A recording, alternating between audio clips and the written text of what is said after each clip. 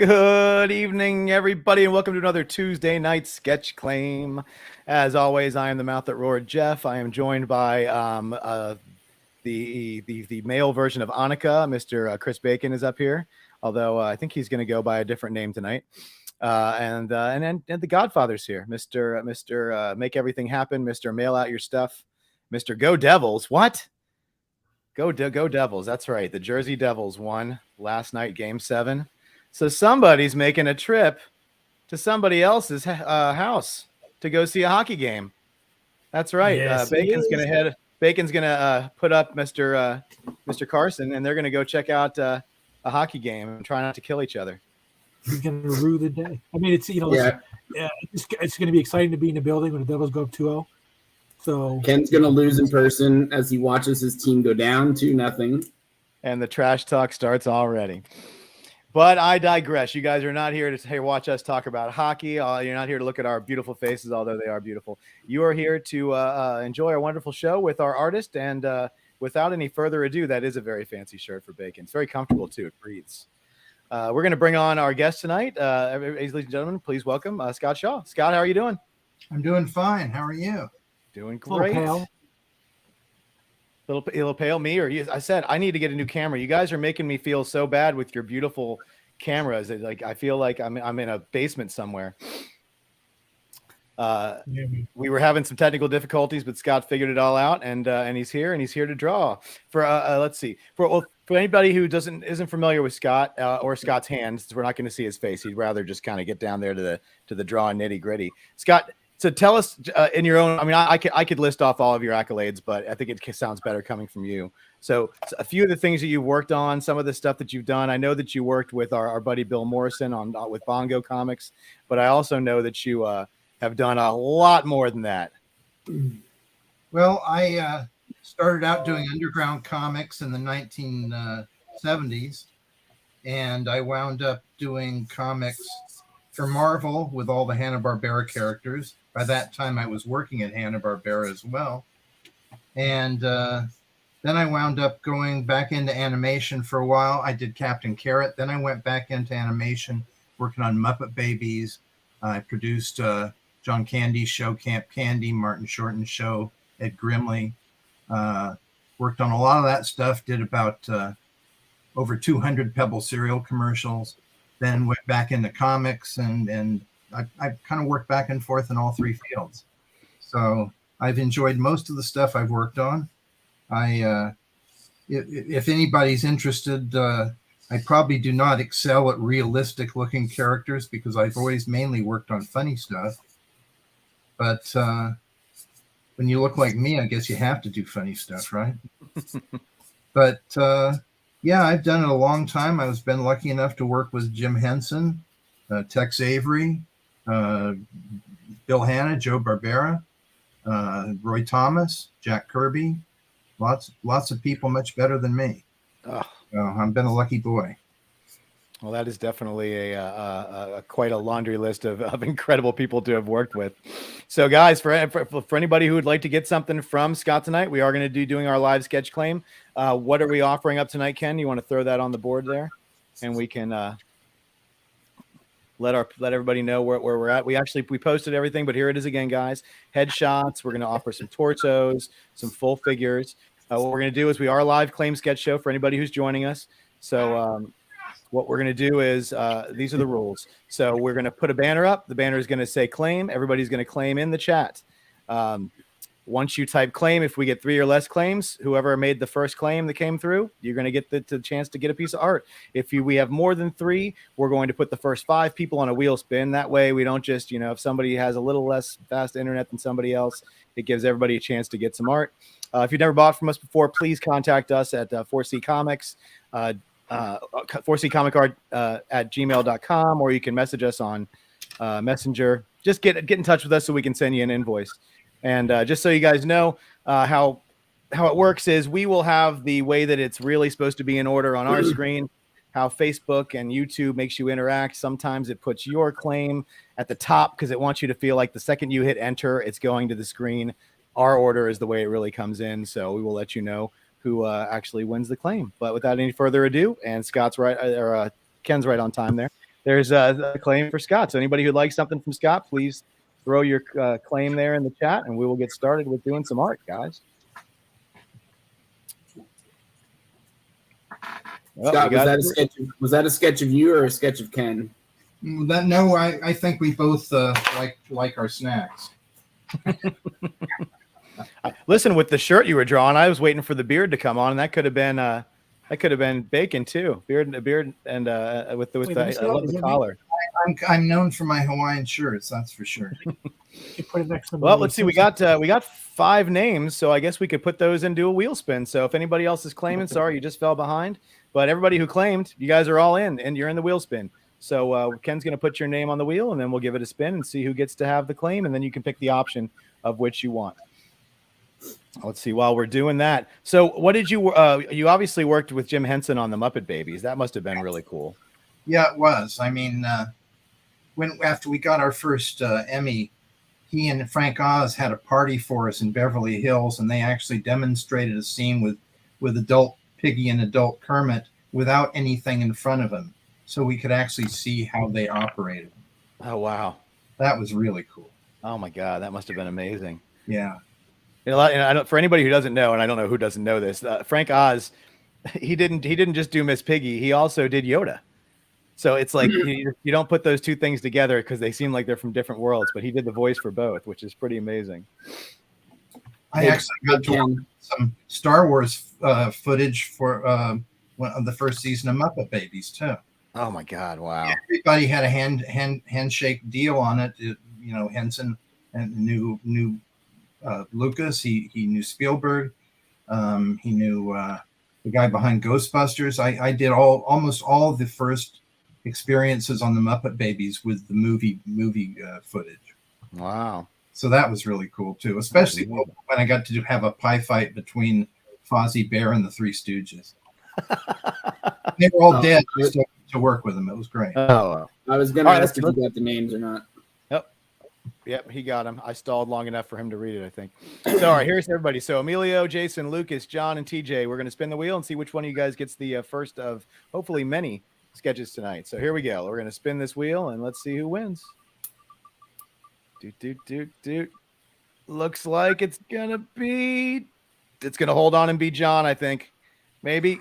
No, TJ. Oh, my God. What an upset. By a nose.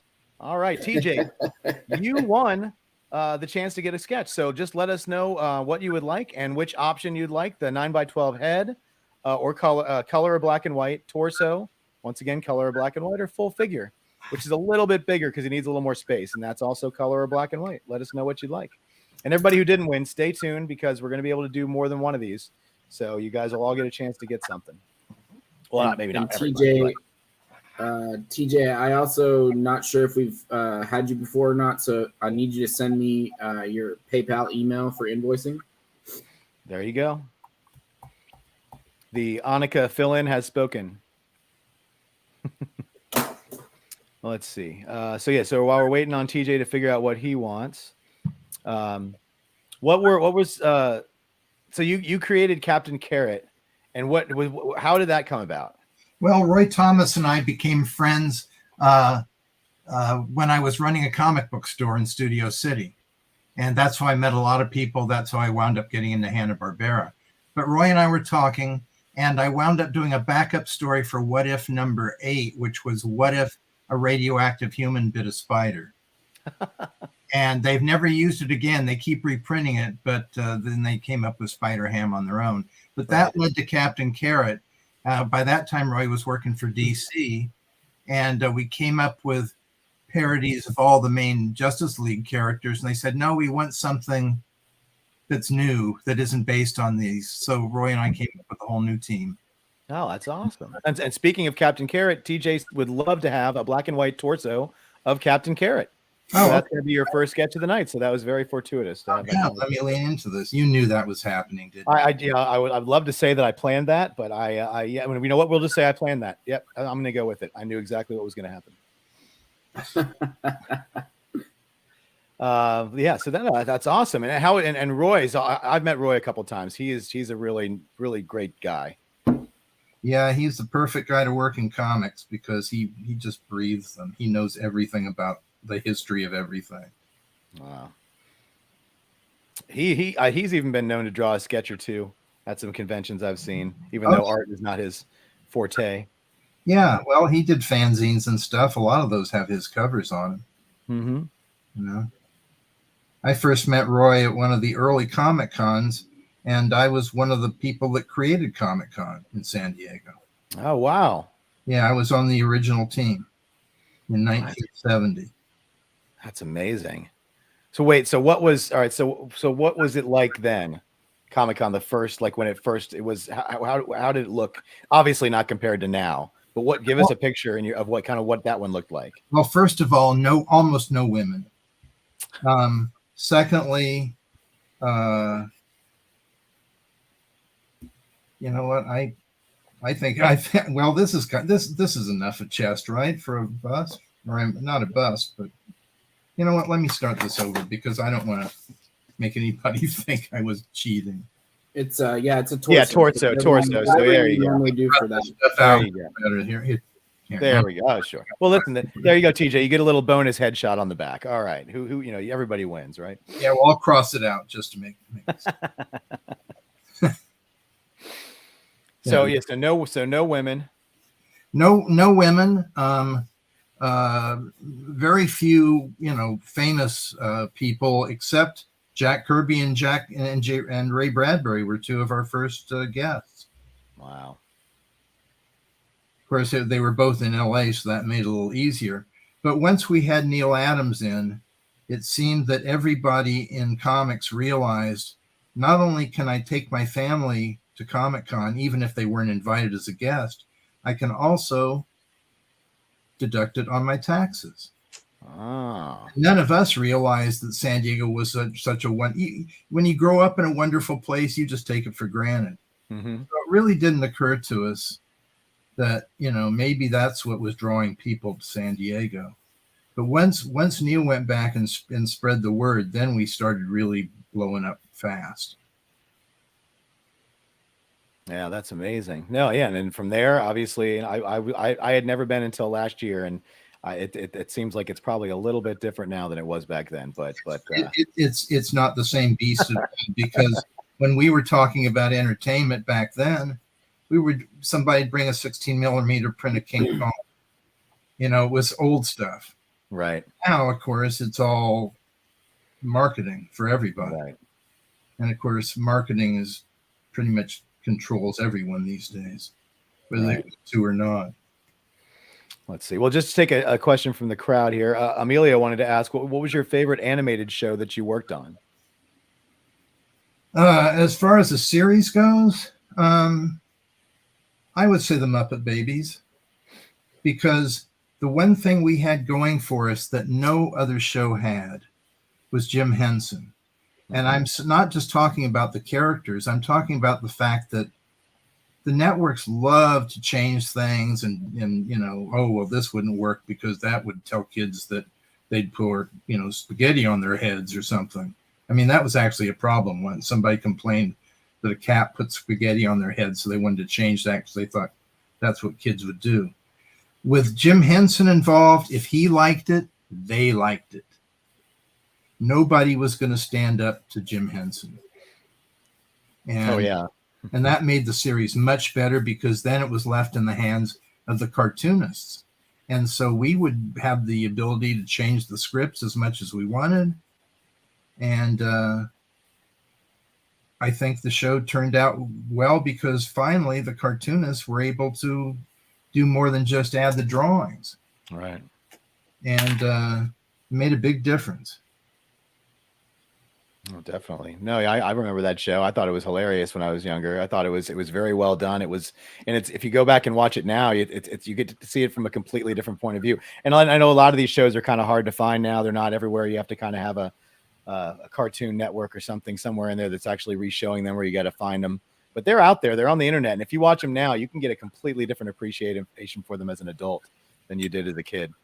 Well, we were intentionally trying to do that. We wanted to make it so it would work with different tiers of audiences. Mhm. When I was a kid, I didn't get 90% of the gags in Rocky and Bullwinkle, but that made me want to look up what they were talking about. All right. You know, we didn't want to play to the dumb kids. We wanted to play to the smart kids, because the kids that weren't picking up on stuff, they'd still like it. It was still fun and goofy, Mm-hmm. but it wasn't the same kind of cleverness. And quite honestly, when I'm at conventions and stuff, kids come up to me and they make comments. They say, "What kids?" By kids, I mean people in their 40s.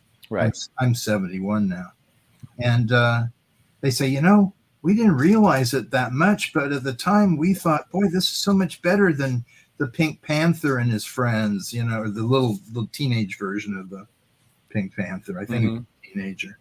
But, you know, it's like we were just trying to give kids something that wasn't G.I. Joe turning around at the end of, you know, an episode where they're all blowing each other away and saying, please make sure you look both ways when you cross the street. Right. Like kids are smart enough to know BS. They may not know exactly how it is, but they do know that it's phony.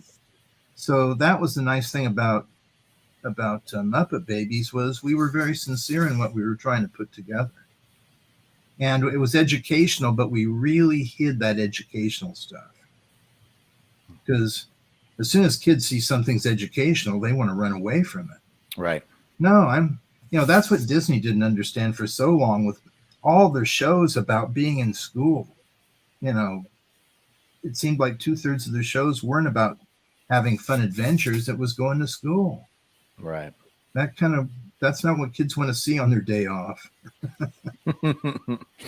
No, definitely not. No, that's really cool. Is this coming through okay? Oh yeah, looks beautiful. No, I don't know about that.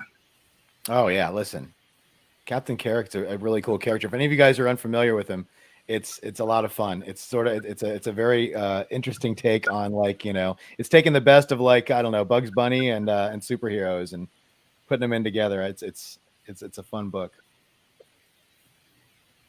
Let's see. Oh yeah, I'm assuming who is Facebook user Bacon?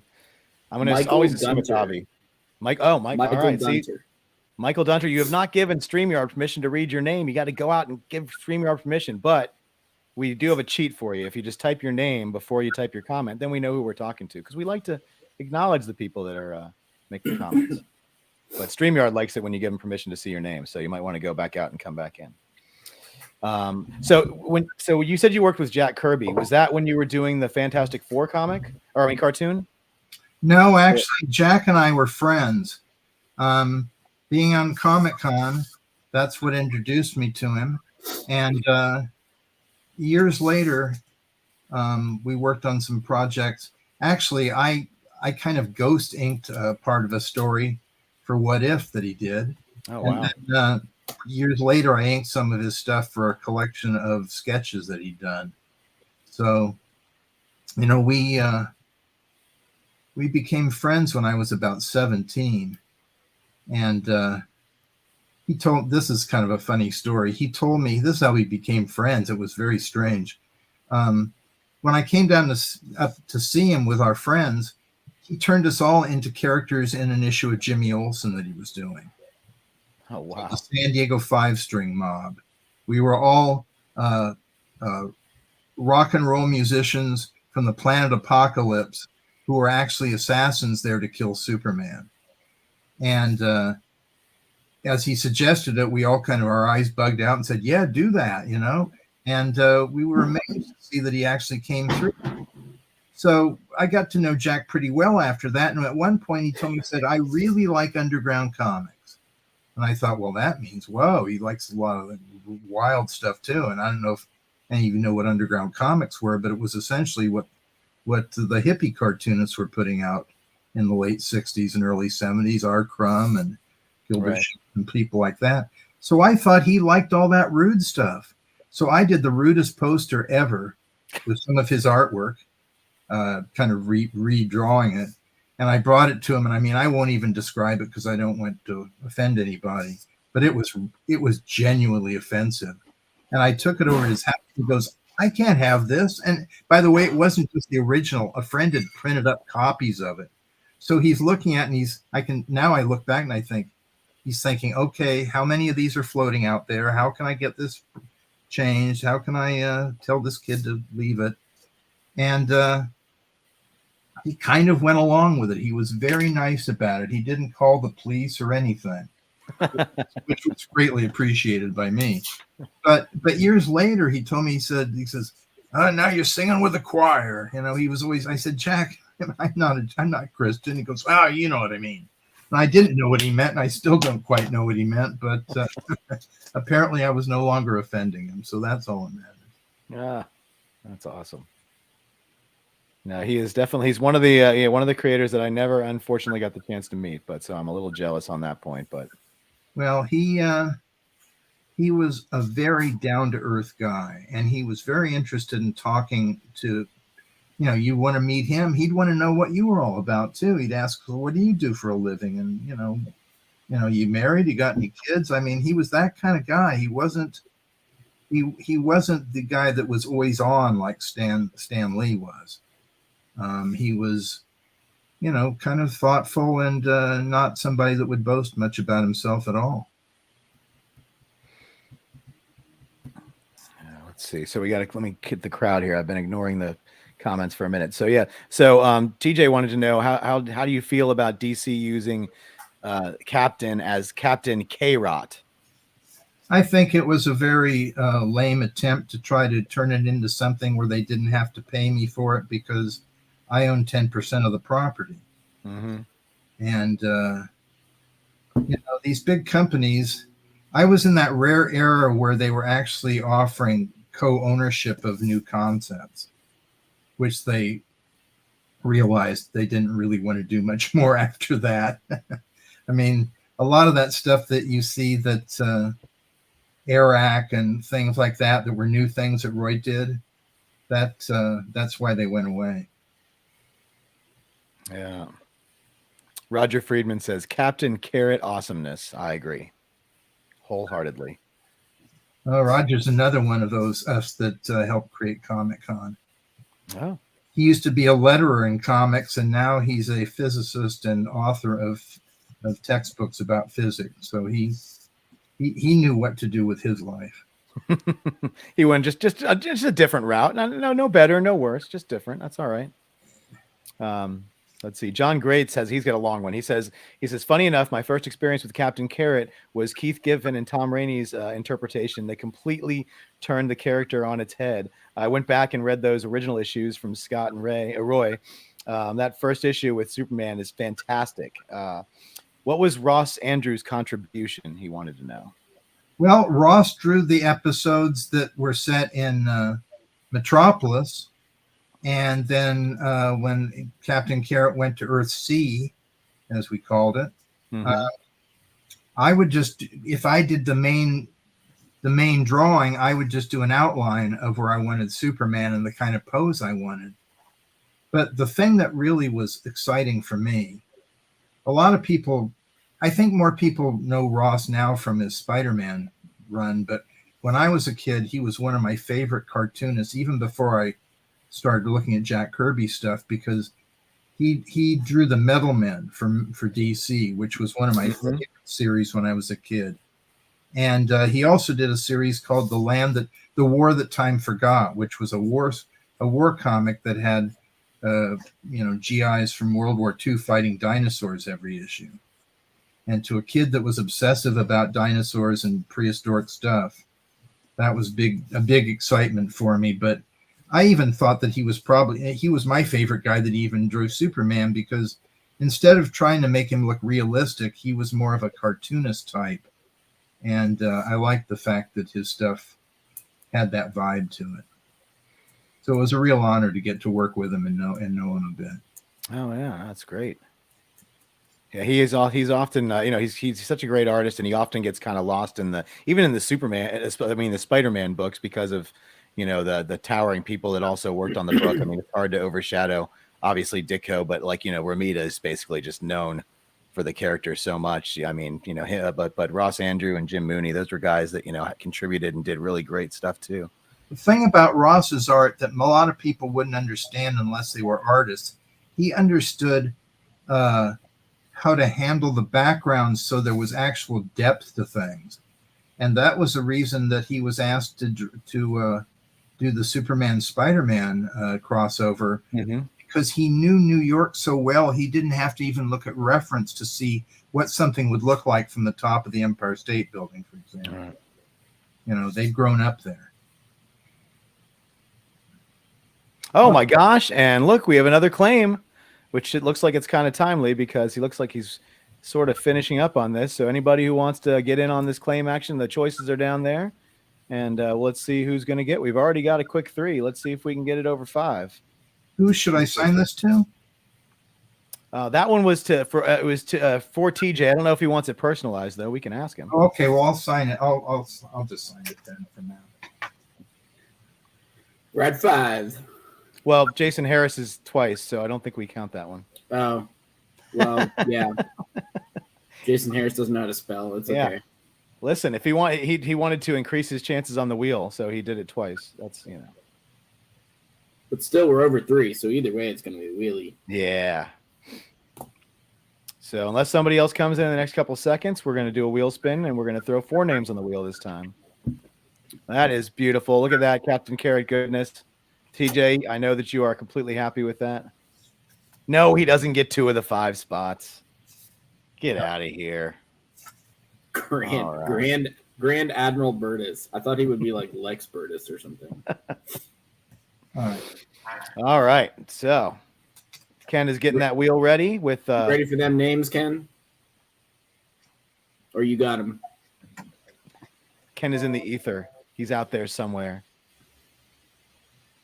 Oh, should we allow one more claim on there? Yeah, why Ken's not done yet. I think we got to throw it on there. We go 5. I think he's only got 3 on the wheel anyways. We needed at least 4, but now we have 5 names. So you're missing Emilio, and go ahead and throw John on there too. John with an H. There we go. All right. 5 names. We're going to spin the wheel to see who gets a chance to get another one of these great sketches. And here we go.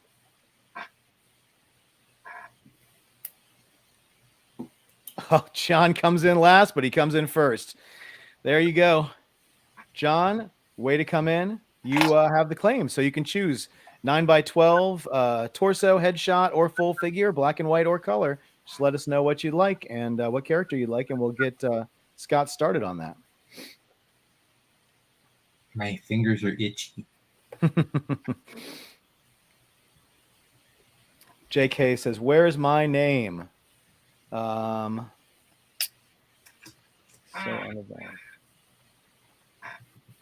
don't know what that means. I don't see a claim for you, Jay.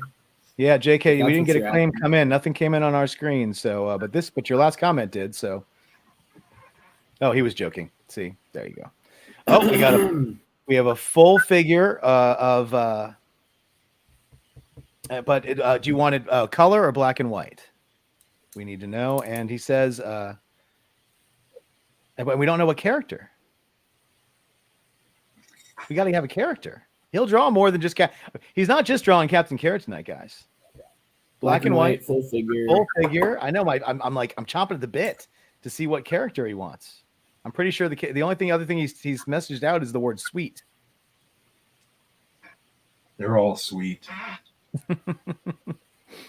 I think maybe he's narrowing it down in his head. Yeah, he's deciding exactly what I thought. He's like, I want a full figure, and I want it black and white, and yeah.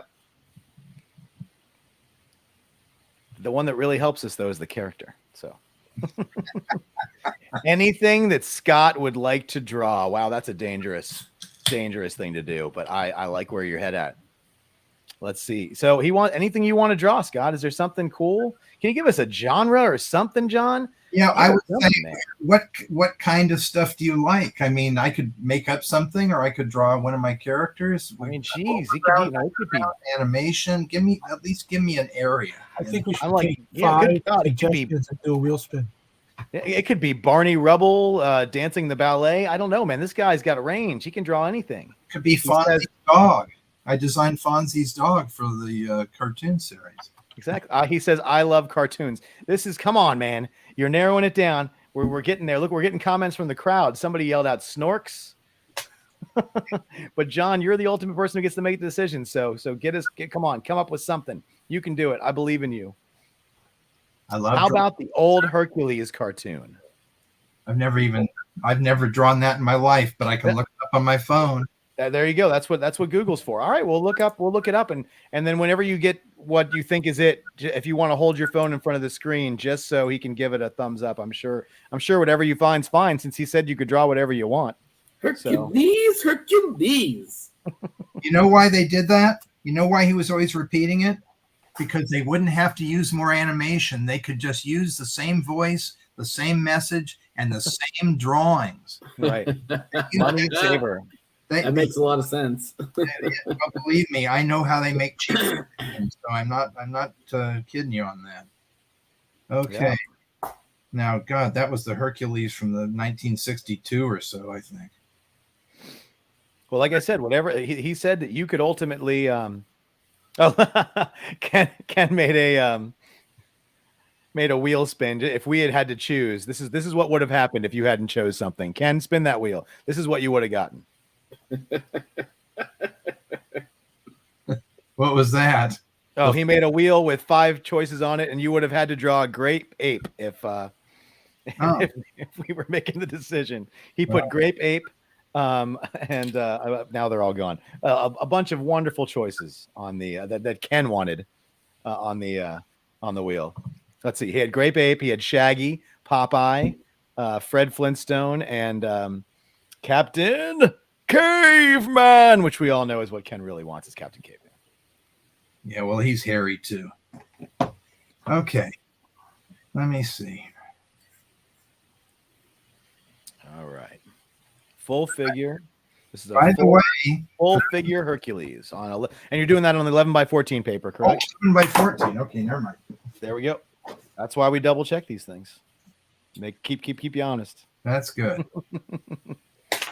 Yeah, this character, believe it or not, this version of Hercules was one of Bruce Timm's models for the Superman, the new Supermans from Warner Brothers. Oh, wow. If you look at that chin, very, very similar. Yeah. And John, just make sure you send us a link to, or send us an email to 4ccomicart@gmail.com so we can send you the invoice for the piece. Okay, bud? So if you want to go ahead and send out a quick email to us so we can get your information so we can send you out that invoice, that would be great. Or since you're on Facebook, you can just send me a direct message and I'll get it. Or you can do that too, to send one straight to Chris Bacon. And TJ, by the way, my comments weren't coming through on YouTube, so the same thing for you, man. We need your invoice, your email invoice. I'm not sure if you've ever ordered with us before, but since Annika's not here to remember every person's name like she usually does, if you could send that to us, that'd be great. There you go. Get that stuff out of the way. All right. Let's see. Yeah, these were made by this cartoon was made by the same guy that was doing the new Felix the Cat cartoons back in the early 60s. So a lot of the voices and everything are by the same people.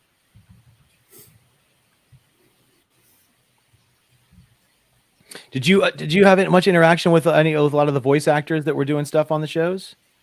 Only the ones that I was working with mainly on the Pebble stuff and the people from SCTV. I got to be very good friends with John Candy. I hung out quite a bit with Joe Flaherty, who played not only some of the voices, the animated characters, but did live action Count Floyd sequences for our show.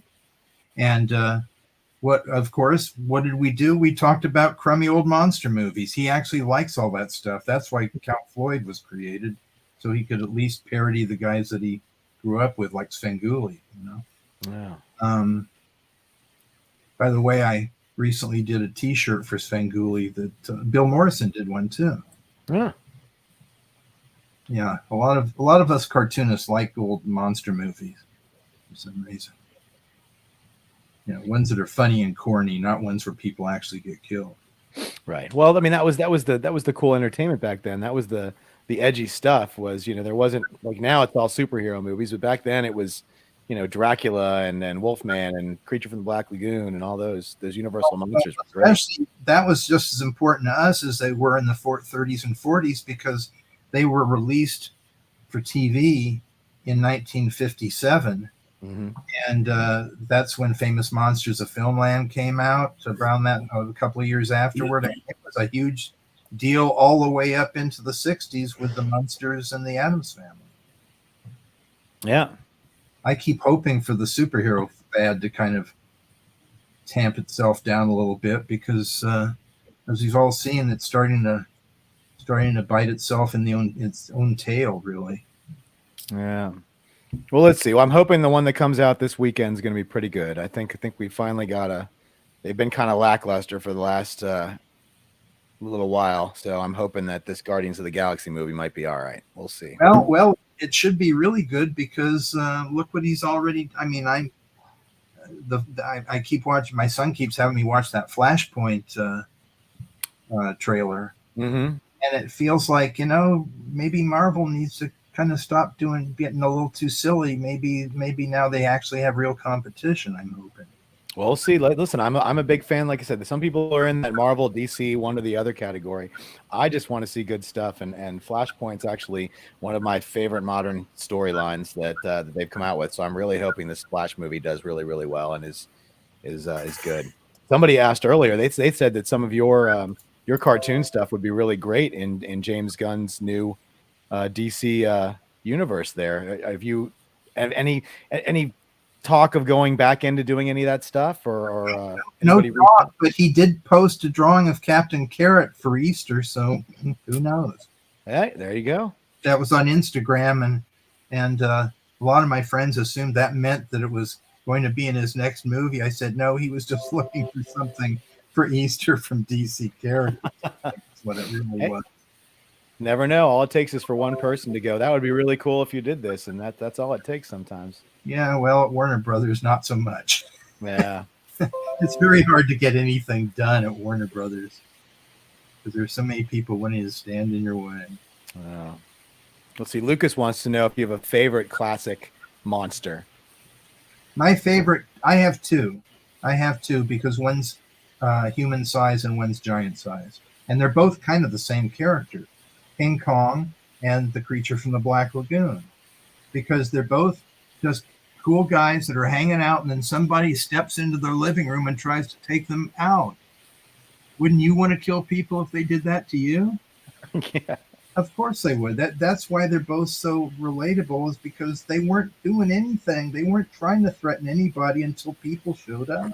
Right. Well, that's the best bad guys are the ones that aren't really bad at all. They're just, a different point of view. Well, that's what I liked so much about the Shape of Water, was the guy that would normally be the hero in an old 50s monster movie was now the villain. Mm-hmm. Yeah, they love to flip that stuff on its head. Yeah, well, I thought they did a really good job with that one. Yeah. Oh, no, it's great. I mean, listen, the Academy Awards don't just do it justice. It definitely was a wonderful movie. John Greats was the one that commented on the about your Captain Carrot being used and James Gunn posting that on social media. So yeah, we'll see. You never know. Listen, if James Gunn's going to be the new guy running the show over there, weirder things have happened. I mean, nobody could have thought that Guardians of the Galaxy. Everybody now it's just part of the culture, but nobody ever would have thought that would be something that would get made back then.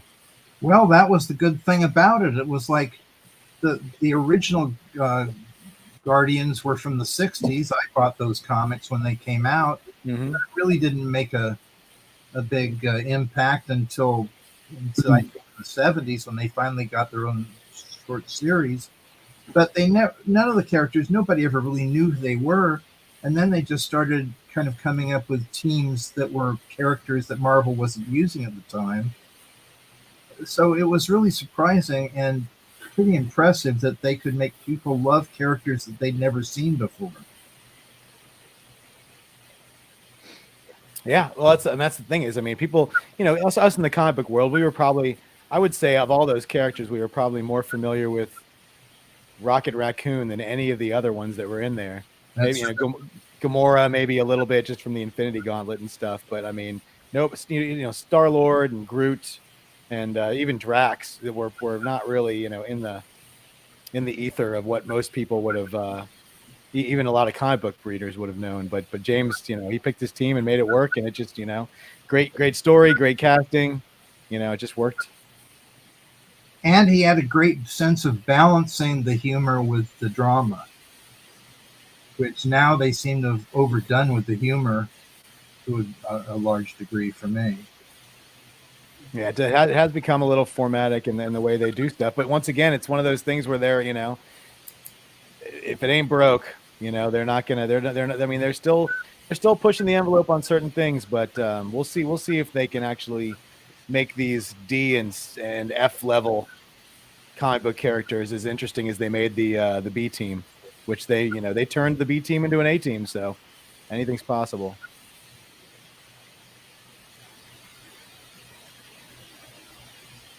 Okay, Bacon.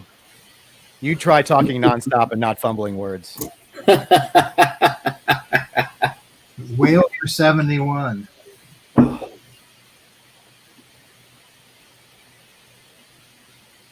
John wanted to know if you've seen the Suicide Squad film or the Peacemaker show.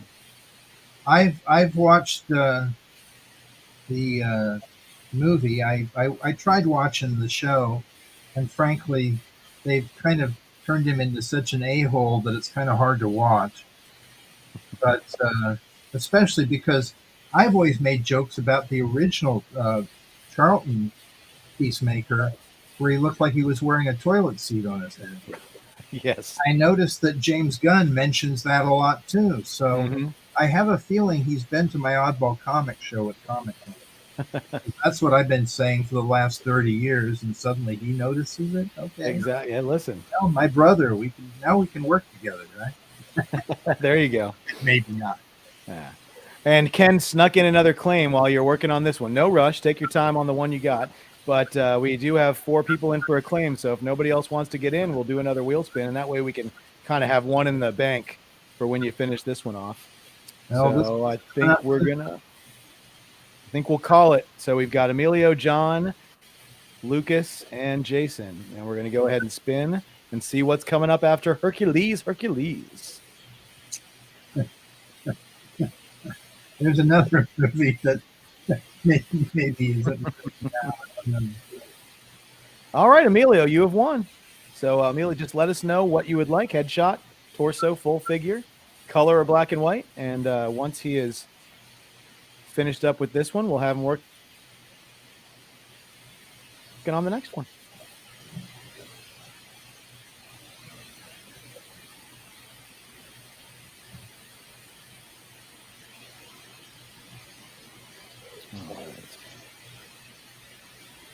Let me see if I missed anything in the comments here. I was trying to keep an eye on.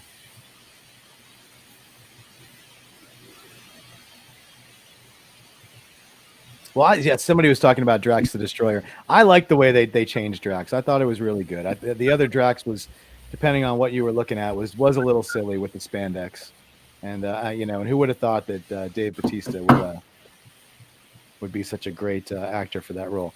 Oh, okay. So in the hole, we've got another full figure. This one, another black and white. This one's going to be Spider-Ham, and I cannot wait to see this. But yeah, so once you're done with Hercules, you've got another 11x14 full figure of the amazing Spider-Ham. Wonderful.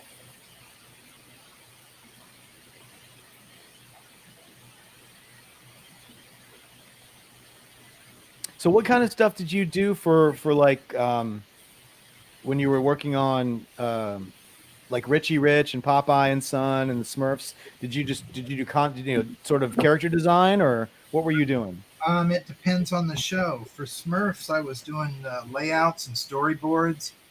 For what were the other ones you talked about? Like Popeye and Son or Richie Rich. Or Popeye and Son was very possibly the worst show I've ever worked on, and I mainly just wrote a couple episodes. episodes. Name some more. Oh well, Richie Rich was one that you did. Snorks, the layout artist. Snorks, I was a character designer on. Oh, cool. I mean, I've done everything except actually, I can animate, but that's not really my special. I kind of like stuff that's more the overall type material. And now that I've become a producer, that's doesn't mean I don't write and draw this stuff. It just means I have to be aware of the, deadlines and budget issues. Mm-hmm. But the system has changed so much. I haven't actually worked at a studio for a while, but I still been putting out some animation.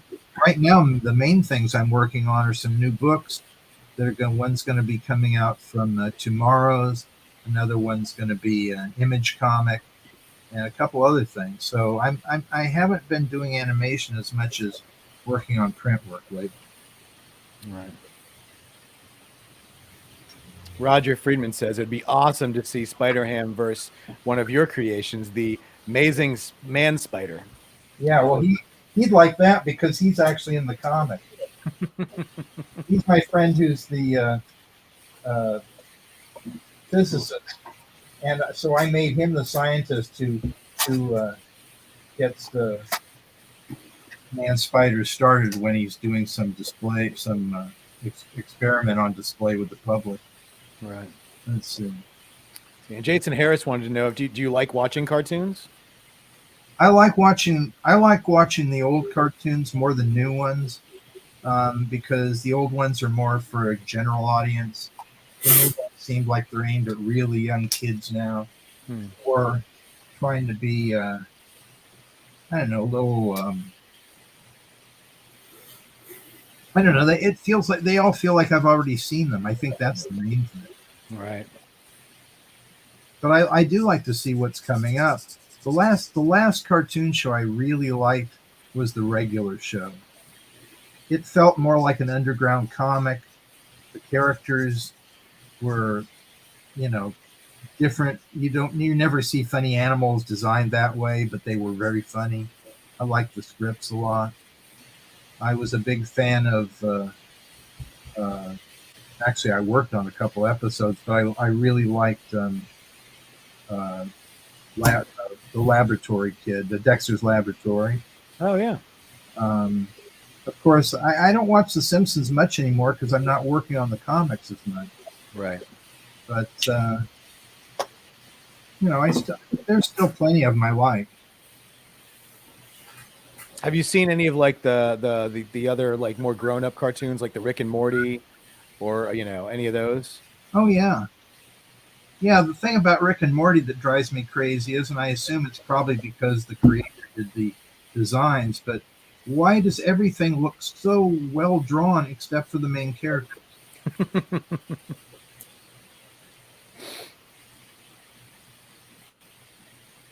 I think this is done. Look at that. Hercules looking good.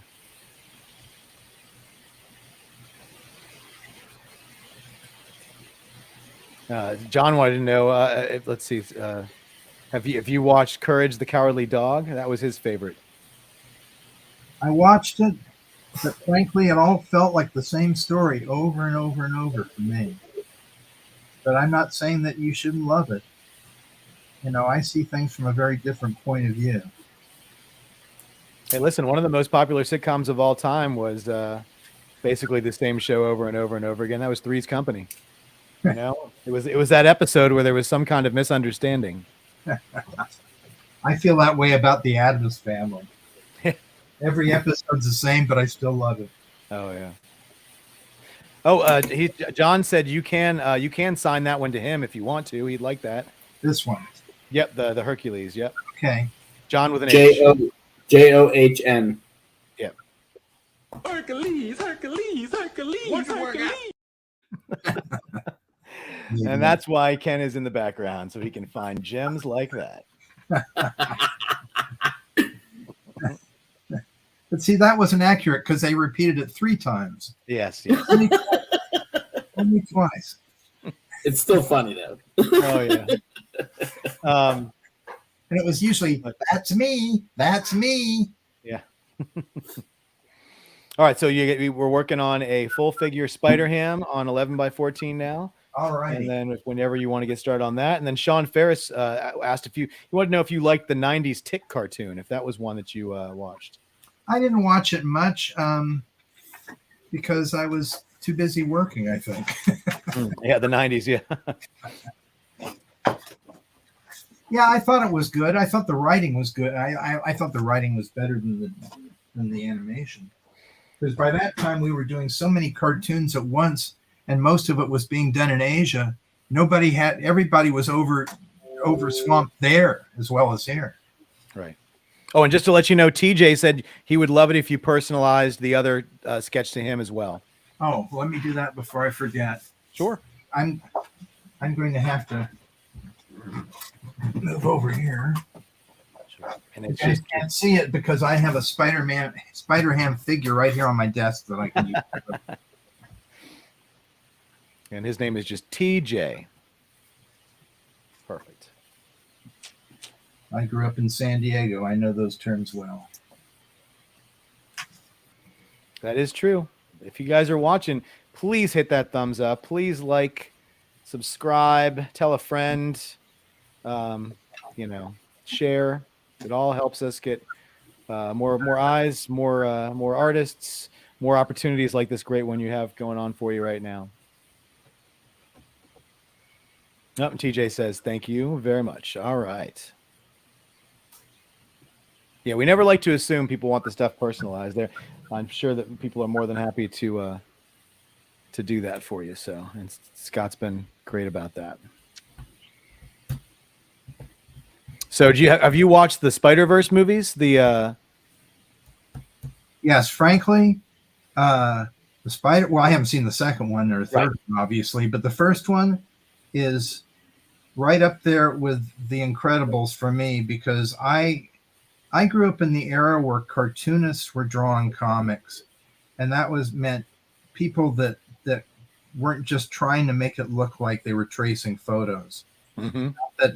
We went through a phase of that. I don't think a lot of artists now are tracing them, but they still look too real for me. I like them when they, Batman's chin looks like the corner of a brick. Like I like Steve Ditko's version of Spider-Man much better than almost anybody else that's ever drawn him because he wasn't trying to make it look real. And, a lot of the stuff that's coming out now is I find it's like, yeah, you've really learned how to draw, but you aren't drawing the kind of stuff that makes us feel that this is something in a whole nother world, Right. That's why when I see live superhero movies, I think they just look like people in very expensive cosplay. I want to see the Spider-Verse, for example, influence the live action movie. Yeah. Because they've got stuff in there that really makes it clear this is from a comic book. The way the backgrounds were not only comic book looking with the Ben-Day dots, but off register. Right. Nobody does that except people in the comics, but we all knew what that was. And I think that would make their movies even more unique if they got into that. But for at least they're going along with the ones they're doing because I'm very impressed with all of those. Yeah. And just even the trailer I've seen in the new one was enough to make me know that I want to see it really badly. Yeah, it's definitely got it's very unique. When that came out, it was just the story, everything, and the animation is just such a step above anything I'd seen in years from anybody, and I was very happy with that. So yeah, I also cannot wait till next month till that comes out. It's going to be awesome. Not just that, but I think, normally for me, I don't typically like the serious cartoons, but they've been doing a pretty good job lately. Like Spider-Verse, Invincible, What If, like all of those were really well done once I finally sat down and watched it. But Spider-Verse is one that, for me, that I didn't watch it for almost a year after it came out. Because I was like, how serious can that movie be? It's a cartoon. Right. And then what'd you think when you finally saw it? Oh, I love it. I think it's fantastic. Yeah. And I can't wait for the second one. Now you're thinking like a smart man. Yeah. When No, it's people turn up their nose at comics and funny stuff, I have a serious feeling that somebody gave him crap because they liked this stuff when they were younger, and they said that's for babies, and now they refuse to look at anything that's funny because, well, that's for babies. And guess what? No, that's for people. Yeah. The over dramatic things in superhero stuff, oftentimes they just repeat themselves constantly. So it's like, God, people like it when they kind of go off center and be funny with these guys. Yeah. Listen, I mean, I came from the generation, where a lot of people, said that the comics is kid stuff. And I like I said, a lot of people were really strong and they said, well, I don't care what you think. I like it anyways. And some people feel vindicated by the fact that now it's a gazillion-dollar industry and it owns, 6 of the top 10 movies of all time. And it's everywhere on TV. And it's like, yeah, finally you guys get what we got years ago. And now you're jumping on the bandwagon, and it's fine because we don't gatekeep. You guys are more than welcome to see what's so great about this because we've been telling you it's great for years. Well, when I was a kid, I got beaten up for reading Uncle Scrooge, and I shouldn't say young. I was older, but it was like, you like that kiddie stuff? And it was like, yeah, that's what I want to do for a living. Right. If you were a boy in 1959 and they saw you with a copy of Little Lulu, you were dead meat. Oh, God. I think that's a very interesting point, because even for many of us, like for me, I was an 80s kid, an early 90s kid, and that still would have happened. I still got made fun of all the time when I would bring my comic books to school. Well, the big difference, and I was lucky, I guess, but when you're the cartoonist for the school paper, suddenly they don't give you that kind of attitude. But if I was just, I love these, which I did, then it's a little different. When you can draw, then you can kind of get back at the bullies in the school newspaper. So that kind of gave me a little bit of clout back at those clowns. But yeah, if you just love comics back then, you couldn't mention it all. Right. Now, if you knew a lot about comics, that probably gets you laid. Who knows? Well, let's not go completely over. No, I'm just kidding. It might. You're very. It depends on your audience, but well, certainly. I mean, I am so happy to see so many women that are interested in not only comics, but, and I think frankly, it used to be there were probably more women who out there, but they didn't. The last thing they wanted to do was admit they liked this stuff, because that was just one more thing for, people to criticize them for. Right. Yeah, well, yeah, like I said, we all got there. I was one of those guys who, when I got a certain age, I stopped. My interest in the stuff sort of failed because, I started dating and I started doing other things. But my love it never went away, and it was very easy to rekindle. All it took was, one convention and one book and one thing, and I was right back in, and I felt like I did 10 years earlier. So, I always give kudos to those who were able to still, have their wonderful lives and grow up and do other things and never lost it. So I had in college, I had a girlfriend who was a exchange student from Holland. And I swear that poor girl went back thinking that the average American boy stopped at every 7-Eleven to see if they had the latest superhero cups for the that's great. Yeah. Well, I was lucky to have somebody that would put up with me, because she seemed to think that that's what we all did. Right. Oh my God. Love it. Oh. Let's see. I want to grab a couple questions here from the chat. TJ James asked, he said, what would you think about a return to Hanna-Barbera fun heroes like Captain Caveman, The Impossibles, Frankenstein Jr., Adamant, etc.? What do I think if they brought them back?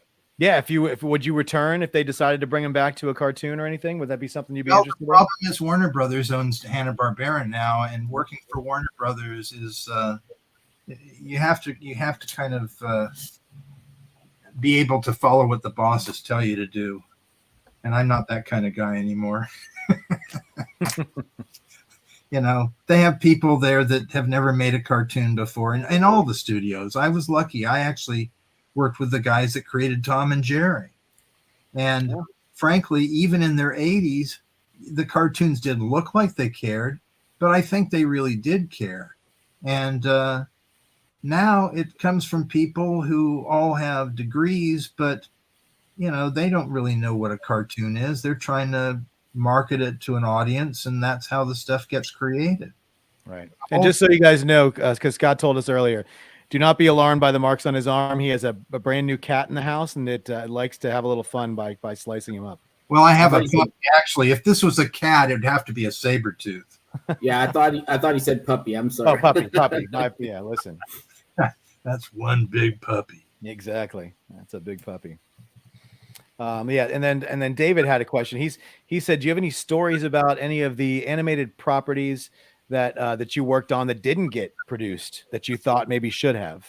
Well, I have a number of those stories. One of them would be, at one point I was going to be, and I had a contract and everything.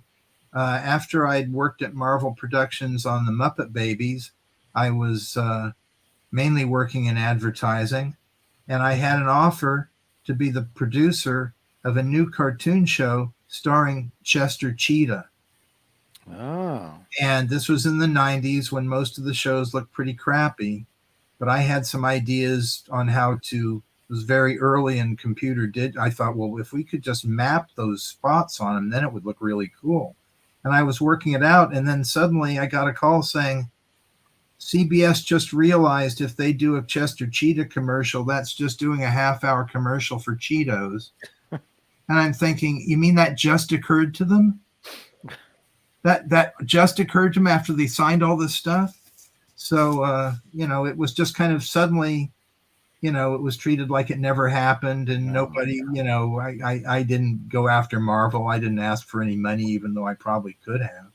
Right. But it's just so funny to see how the people in charge don't really seem to understand what it is they're forcing on you. Yeah. I also almost wound up as the producer of a what's that, the school bus kids, well, you remember that Magic School Bus, was it? School bus, yeah. But I lost it because I told him, I said, well, first of all, these designs are kind of ugly, and I'd like to design these more to look like fun cartoons. And at that point I realized I don't have the job. Oh, good. Wow.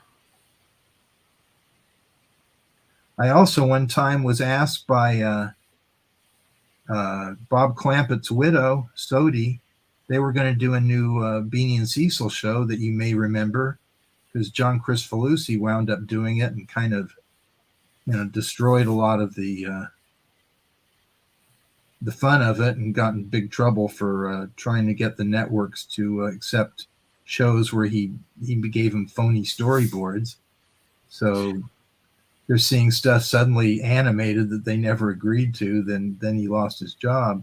But I was asked to do to produce the Beanie and Cecil show, and I told him, I said, every studio doing this stuff, no show is going to be any more important to them than any other. And I said, after all of our relationship and loving Beanie and Cecil, I don't want to see your characters destroyed. So that didn't happen just because I wasn't willing to agree to ruin their characters. So it happens all the time. When you're a professional cartoonist, and especially if you're in multiple different arenas like I wound up, you know, working, you wind up almost getting more jobs than you get. You know, it's like you don't expect to have anything really there until you've signed everything. And even then, as I said, it might not happen. Yeah. So, you know, I almost did a little kid version of Tarzan and Jane that was going to be handed out at the pancake houses. You know, all sorts of things almost happened, but I think if you talk to any cartoonist, you'd find out a lot of interesting things that fell through the cracks. All right. Raleigh 19 wanted to know if you have any of your animation cells that you did. If you have any of those still, or are they all gone? Well, most of the animation stuff was done overseas on the shows, and I do have some from the Ed Grimley opening season, and I do have some of those that will probably be available through 4C. Oh, there you go. And then he also wanted to know if you so did any of the cells that you did make it into the cartoons, or is that because you used to do some cell, or were you just doing basically character design and layouts and such? Well, the cells are done by ink and painters, right? And so they're part of the process. But now, and actually even when I was doing the commercials in the 90s, they do that digitally now. They color them digitally, right? And there are no cells at all. Yeah. So everything changes. Right. Now these I have because they accidentally sent them back to me after they shot them and overseas, and I thought, okay, well, I'll be happy to take those. Exactly. I'll keep them. Sure. I have some from the Pebble cereal commercials too, but frankly, those look so good, I don't want to sell them. So you All said right, you so go ahead. Sorry, Jeff. You said that earlier that you did Pebbles commercials. Did they pay you in the cereal? Like, did you get cereal for free? Fortunately, no. Oh, That now that I no longer work on them, I can say that's the worst cereal ever made. I would have sold. Yes, agreed. But I feel like they should have given you the cereal for free, like a year supply or something. No, I'd rather have the money. Touche, good sir. Touche. Quite honestly, I would have been happy doing Flintstones Nerve Gas. I was a big fan of cartoons, obviously, and when they finally came out with new cartoons from Hanna-Barbera and Jay Ward, it was like hallelujah, because I had watched Popeye and Tom and Jerry and all those old Farmer Alfalfas and all that stuff so many times it was driving me crazy. But finally, we had something that was actually good. At least to me, it was at least contemporary. So when the Flintstones came out, I lost it because they were already they and Jay Ward were my two favorite studios. I was considering becoming a paleontologist as a kid until I found out I'd probably wind up working for an oil company. And suddenly it's like, here's everything all together. There are cool dinosaurs. There's a caveman that looks like my dad. They're my favorite studio. And I remember in 1960, I was 9 years old when the show premiered. And I remember sitting so close to that TV, my breath was on the screen. And they were in black and white. And I made a promise to myself. I said, this is what you're going to do. It was like something out of a comic book, It was like making so. And that was origin story. That was 1960. By 1976, I was doing the comics, and by 78, I was working at Hanna-Barbera. That's crazy.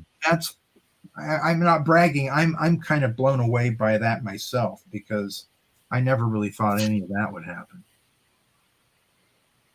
Yeah, that's amazing. Rich wants you not to forget that he has 6 nipples. I don't think we need to put those in the drawing though. I think we're good. No, you can add those later though. Yeah. With lipstick. Oh, yeah, Jason, I agree. The Laugh Olympics was very fun. That was always fun. That show almost destroyed Hanna-Barbera, though. Tell us. Well, you've got 47 regular characters. 47. Right. You've got the show is set in a different city around the world every episode, so you have to have new backgrounds to represent each country. Oof. I mean, it was a nightmare. But by that time, they were going in just trying to sell whatever people would buy. Right. So that's how it happened. But when they started realizing the nightmare of trying to put it together, the only thing like that was when they had that show called The Amazing Chan and the Chan Clan with Charlie Chan, the Asian detective. Mm-hmm. And those are from I think the early 70s or mid 70s. And again, he had like 12 kids. So you want to have them all in every episode, but that's, usually most cartoons only have 2 or 3 characters on screen at any given time, right? Right. Suddenly you had to have 12 kids on screen. So just even just painting them made it a bigger problem. Right. And then changing the backgrounds just adds to it. Wow. Yeah, no, when you watch a cartoon, you get engulfed in it and you really aren't thinking about what it took to make it. Mm-hmm. There's a reason that cartoons are expensive. And now that they do them digitally, it's still expensive because there's a lot of time involved just in putting it together. We've got some animal anatomy questions in the chat. Do male animals have nipples? Oh, Google says male pigs do have nipples. Interesting. These are all things. We are a learned show. We try to teach here. You always get knowledge when you watch 4C Comics Live, guys. Always Exactly. get knowledge. Listen, it's not just about the stories. It's about what goes on in the chat as well. If you didn't know that male pigs have 6 nipples, now you do. Exactly. That's something you can never say you never knew ever again. That's right. And they'll be counting the next time you have a pork sandwich. I wish we had the GIF that we could post immediately. Yes, the NBC. Dun dun dun dun. Let's see. Well, let's see. I'm sure Ken will be very shortly probably putting up another claim. Not right this second, but get your fingers ready. Yeah, when I have to do spider characters, it does take longer, guys. More webbing. Sure. And once again, if it's not saying you have to do this but you're more than welcome to set this one aside if you want to and finish it later if that's more convenient for you. No, I'm almost done here now. I'm just saying that again. Oh my God, there's another claim for you. Look at that. How timely was that? Anybody who wants a piece, guys, go ahead and type claim in the chat and we'll see who gets the next piece of art. Let's see. Uno, dos. That spider ham is coming along very nicely, though. But yeah, it's a lot of work. You got all those webbing lines. That's why being that accurate. Now I realize why Steve Ditko lost his mind. Oh, Jason Harris snuck in there. I thought we were going to have a Facebook claim winner as the first person to claim for the first time ever. Well, we still might because there's only 3 claims right now. So. Oh, it has to be more than 3. I'm not on it. It does. So if nobody else claims, and that doesn't mean Jason Harris can type his claim again like he did earlier. If we only have 3 claims, then John is going to be the winner unless somebody else jumps in. I'm going to give it a count.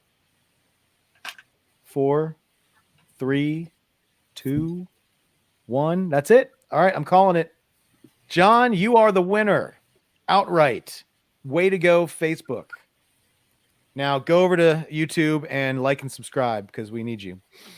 Raleigh, you're too late, buddy. You're too late, Raleigh. I already called it. You even counted it down, buddy. I did a countdown, bud. I'm sorry. Next time we got you, bud. Got to get in there. But John is the claimant. We called it. So John, let us know what character you want and which option you want. And this is a Jon John, not to be confused with the former JOHN John.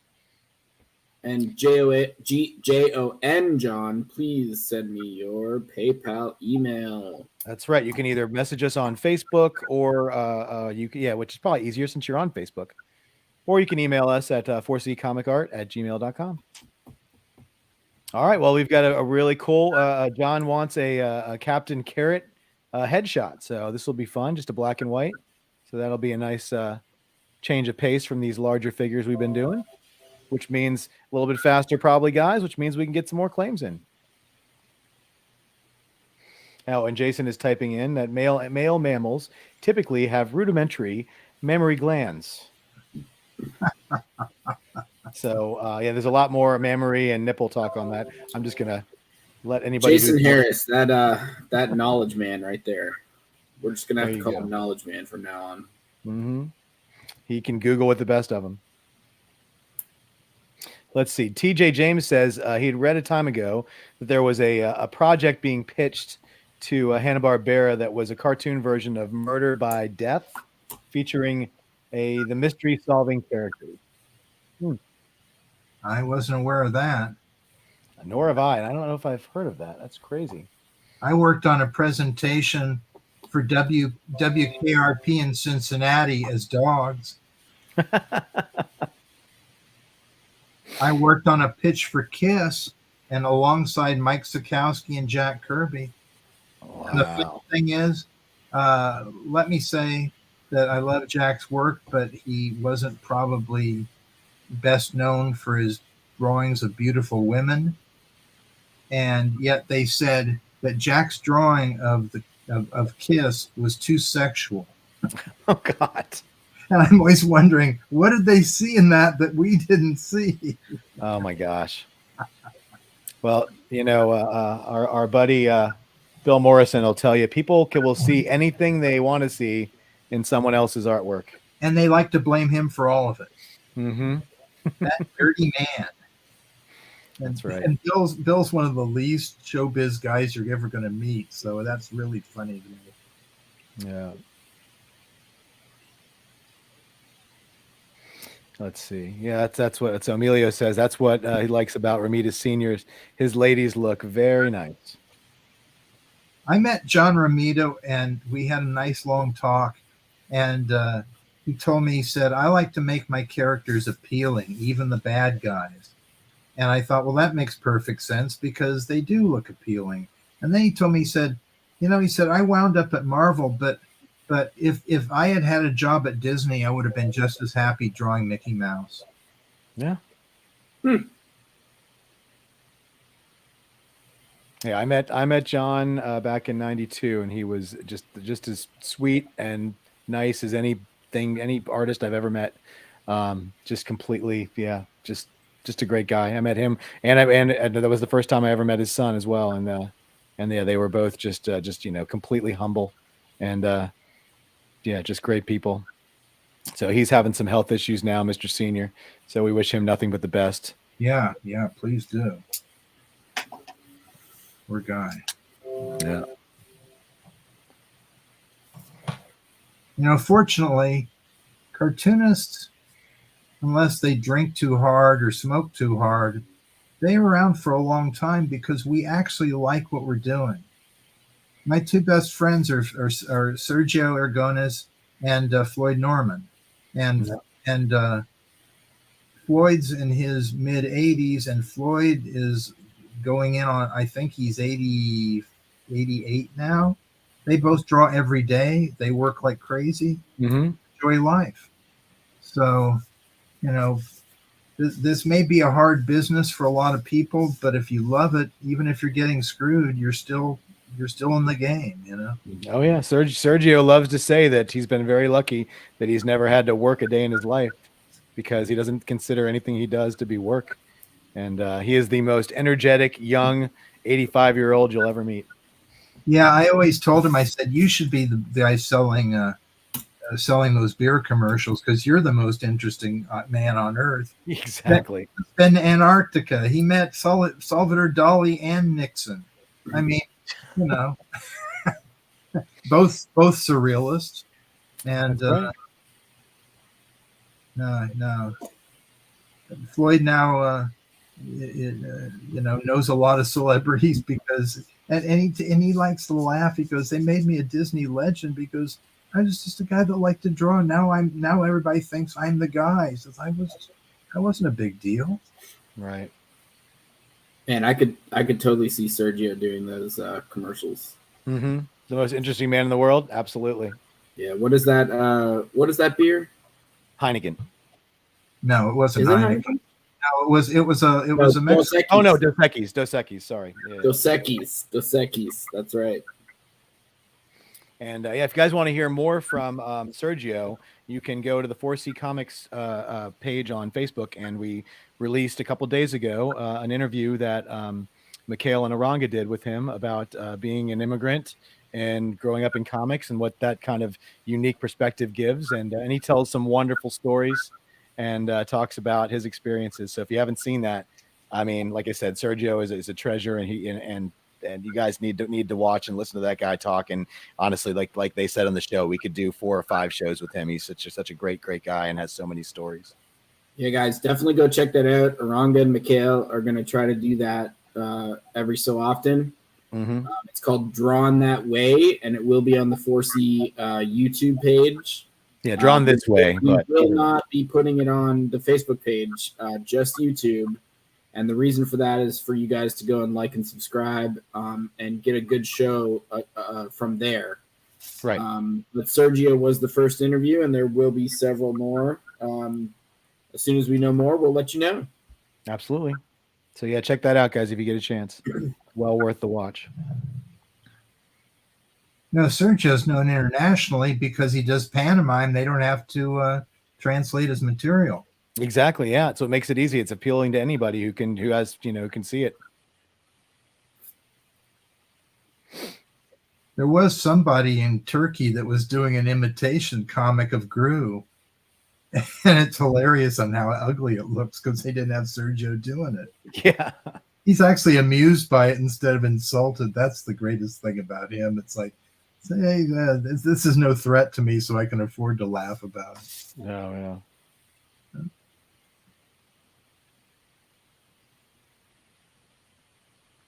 Finishing touches are going on this one. And I don't know if this person wanted it personalized or not. We can go back and check. See, or just type in there if you want him to personalize this to you. I know the next person does, but I'm not sure if the winner of this one wanted it done. I'm trying to remember. Who John, won. yeah, Amelia did not want it. He just wants it signed. Okay, cool. But John wants it personalized. Is that what he said? Yeah, the next person did ask for it to be personalized. Yes, Okay. the headshot. But yeah, this one just signed, please. Yep. Oh, I'm sorry. The next one, no personalization. I'm an idiot. Never mind. So this one and the next one just signed. Very cool. No. Emilio is this one. Yes, but he doesn't want his. But I'm sorry. Neither John did not want his next sketch personalized either. I read it. Okay. All right, that one's done. All right. So now we're just doing a 9x12 headshot of Captain Carrot, black and white.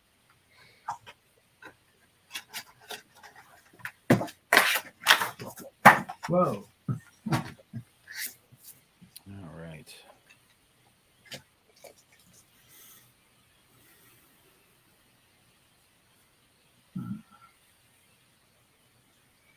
Speaking of Captain Carrot, did you guys know that ABC had optioned it as a show twice?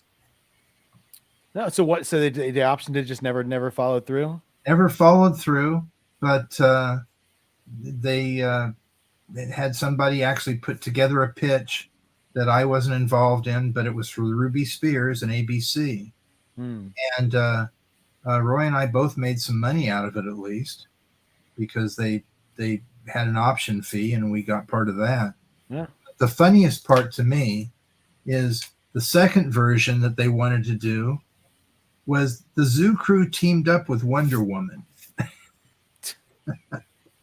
And I'm thinking, okay, that's going to be really hard to find the animators that can do both realistic anatomy and characters that are very cartoony. Right. But that's maybe why it never happened. But I always thought that was kind of, I would have liked to have seen what that would have, maybe I wouldn't have, but I thought, I mean, Ruby Spears they were people that had worked at Hanna-Barbera as writers, and then they decided to start their own studio and became Hanna-Barbera's friendly rivals. Because they started out, at least one of them used to take care of Bill Hanna's front yard. He did the gardening for him. Oh my God. Yeah, when he was a teenager. That was Ken Spears. That's crazy. You hear stories about that, about people who are super famous now, and where they, when they first took a shot and did something like Robert Kirkman, offering to loving Image Comics and offering to drive Eric Larson to the airport and just talking to him for that time. And now he's a partner in Image Comics. It's just kind of like it's one of those crazy stories.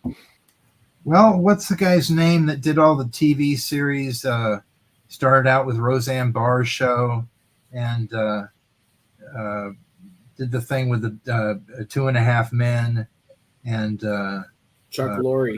Chuck Lorre. I was working at Deke, which at the time they just got like a walk-in place that was like used to be like a store on the street. It wasn't even in a studio or a big building. And he came in trying to sell them stationery. And after he looked around, that's what made him decide to be in entertainment. That's wild. It is wild because that was not the greatest. That was not the greatest studio to work. Right. At least it worked for him. Yeah. Well, he probably said, "Well, if they can do this, I can do this." Believe me, it was one of those places too. When I was doing John Candy's show, I wanted to make some changes, and they hadn't gotten some stuff right. The color was wrong on his uniform. I forget what it was, but it was just something basic. I went to my bosses. They said, "We can't ask him to do that." I said, "Why?" They go, "We owe them for the last 2 seasons of these other shows that they did for us." Oh my God. It's like wonderful. Okay, now I know who I'm working for. Now, that was the best thing about working for Hanna-Barbera. They had actually had decades of experience in making stuff. Mm-hmm. Even if the stuff you were doing wasn't that great, they at least understood the process. And Sherry says that your line arts and your ink works are just always so clean. Well, when you're doing funny stuff, you don't have to add so many unnecessary lines. Not a lot of cross hatching and. Well, you look at an awful lot of comic art, and a lot of the details aren't really that necessary. It's just there to kind of show off that you know what you're doing. But any of you familiar with Alex Toth's work? Mm-hmm. He was a guy that just kept it to the bare minimum. And I can't think of an artist that maybe Jack Kirby might be the only one more admired by artists than him. Right.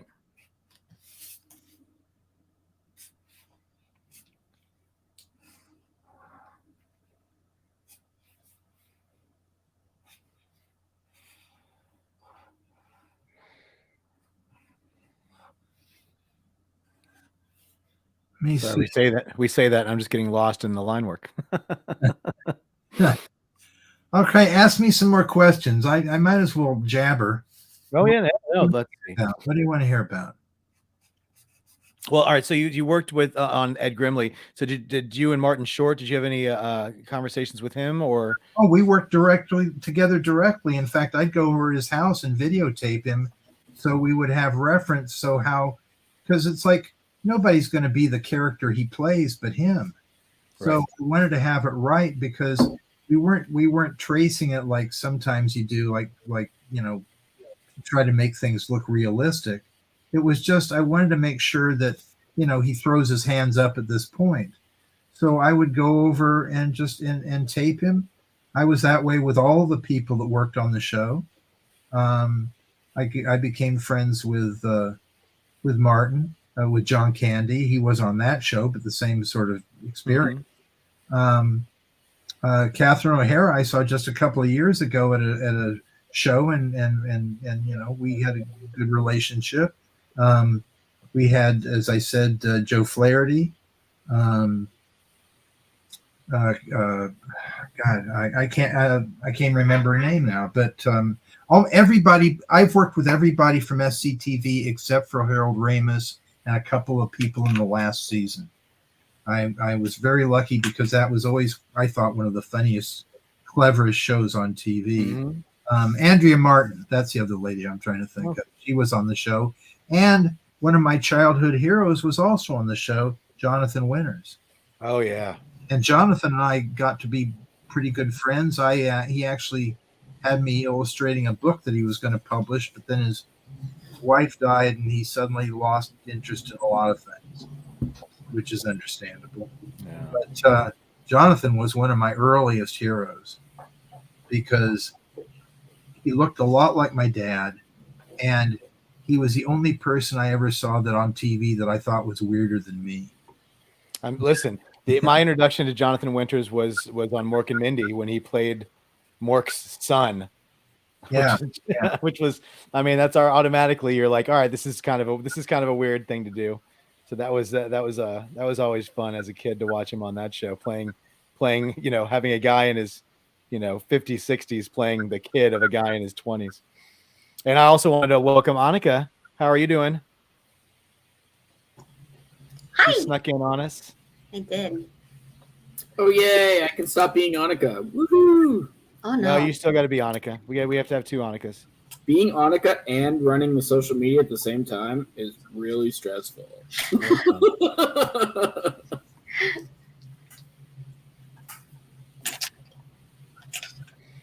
But no, yeah, that's awesome.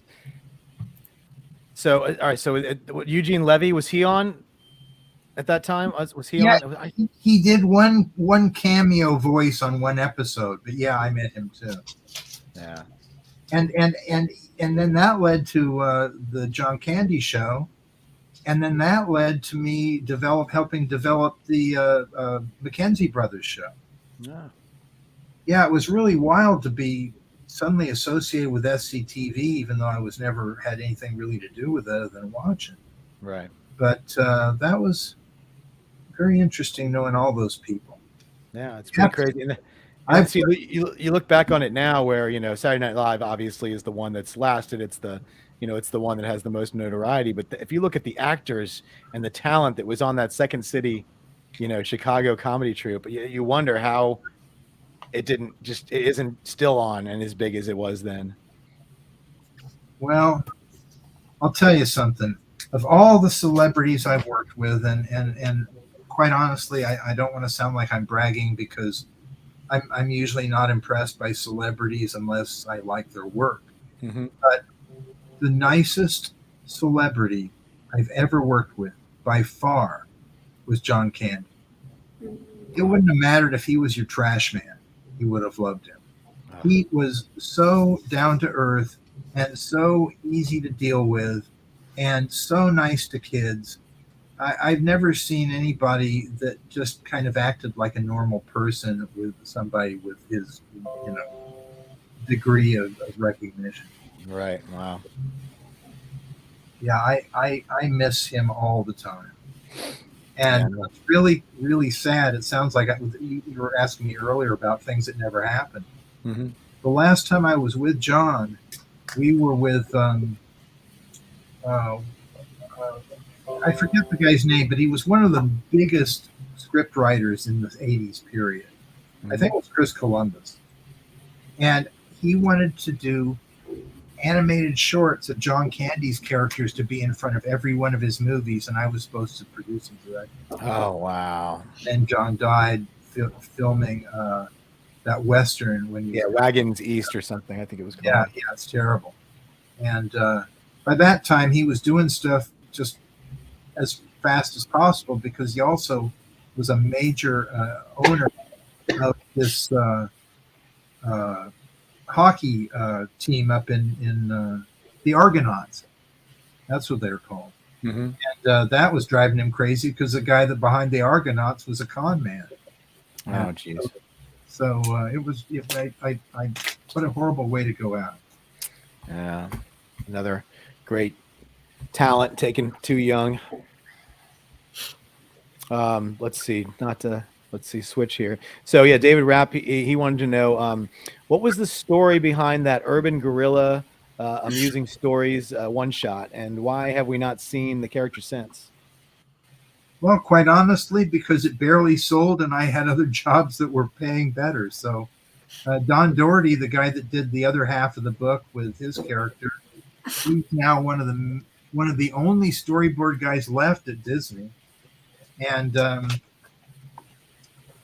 working on my own stuff now, and I figure I wanted to do an updated version of it, but I thought, I don't want to pour too much effort into this if it's not going to work.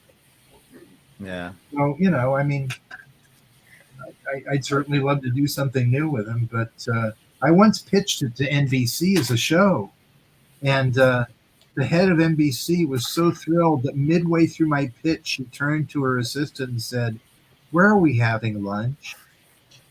While I'm in mid sentence. And so I just said, "Okay, goodbye." Right. I stopped in mid sentence too. When she said that, she didn't have the courtesy to sit through it again. Yeah. Yeah. Hollywood's just like that. Oh, jeez. Sherry wanted to know if you have any conventions planned to attend this year. Well, I'm a guest at Comic-Con again. There you go. San Diego coming up. Yeah, so I'm a guest there every year now, so I'm very lucky to have that going on. But I'm quite honestly looking for some invitations because not that this is a big deal, but I had to have my right foot amputated a couple of years ago. Oh, no, it sucks. It kept me from doing any traveling, and then the COVID came along, so I've done even less traveling. Right. It would be really nice to get invited to some more shows. Well, there you go, people. If you got any connections, put the word out. This great talent wants to go out to meet some people. Meet nice people. Nice people. Well, they can't all be nice. If they have money to spend, how nice could they be? Yeah, how nice do they have to be? Not there. No, I'm just kidding. But I don't think it's very few and far between when you go to a convention and meet some people that are just, at least on the guest side. I don't from the people who are attending the show. People are genuinely happy to be there. But yeah, John says he'd love to see you again at Heroes Con. I would love to go back to Heroes Con. That's one of the best shows I've ever been to. I've never been to a show that had so many cartoonists that you trip over them. Yeah. And from all different phases of cartooning, too. Lots of editorial cartoonists there, children's book artists. I mean, I love seeing everybody show up that way. Oh, yeah. So, yeah, so in San Diego, you'll see everybody else who's here tonight will be in San Diego. Ken and Bacon and Annika will all be there because Annika lives there. I will not be attending this year, very sadly. But Annika lives. Yeah, she lives right there in San Diego, which is not too far from you, I'm going to guess. She have a room that she can rent to people. She can make a lot of money. I think she's going to be using that room for Bacon and Ken, I think. Bacon and Ken have already reserved those rooms. Okay, well, still make some money, guys. I'm excited to set this one out and spend $8,000. Yeah, There it's you go. expensive. Yeah. I remember back in the day when you could just get a hotel downtown during Comic-Con. Yeah, but some of those hotels you would have never gotten out of. That is that's very true. Dave Stevens, jokingly, but a lot of people believed him, once said that he found a dead body under his bed at one of the lower quality hotels in downtown San Diego. You got to remember, I grew up there. Downtown San Diego is the place where you went to find dirty magazines or a hooker or drugs or something. Downtown San Diego is a lot different now and more expensive because. Oh yeah. Yeah, I forget who told me a story, but I don't know if it's the same story or not, but I definitely heard the story. It may have been Bill Morrison who told me the story that you just told about somebody finding a dead body underneath the mattress in their hotel room. I forget who it was. I'm not going to throw Bill under the bus. I don't remember who exactly told me, but I've definitely heard that story before. So that's crazy. Yes, and Lucas, you did win the claim, buddy. We only had 2 claims, and that means that we don't even have to do a wheel spin. So you got it, bud. So let us know what character you want, and we got a torso, black and white. There you go. Of Scott's favorite Captain Carrot villain. Ooh, black and white torso of a villain of this. I'm going to have to look that one up. Remember, I haven't drawn him in a long, long time. So yeah, well, that's all right. Once again, that's what Google's for. Well, fortunately, he's on a cover. That'll make the looking for him a little easier. There you go. Jason Harris wanted to know, what character do you dislike drawing? If somebody came up to you and said, would you draw this? What would you cringe on? Well, I wouldn't say I cringe on it, but and I don't want to offend anybody's tastes, and I've worked on them a lot, but I've never cared for Scooby-Doo. Never. Never. To me, Scooby is when Hanna-Barbera stuff went from being, they did really good funny animal stuff. I liked the superhero cartoons, even though they were written down to children because the designs were good. But now suddenly we had stuff that wasn't funny and wasn't scary. Someplace in the middle. The dog did not like that you don't like Scooby-Doo. Well, he's prejudiced though. They all have their priorities. Yeah. But now I understand why kids loved it, but I just never liked him, and I don't like drawing Scooby especially because he's half cartoony and half real. It's like he has dog legs, but every once in a while he can use them as hands. Which way do you go? And when you have him standing up on his legs, he's actually a head taller than any of the kids, so he throws off all the layouts too.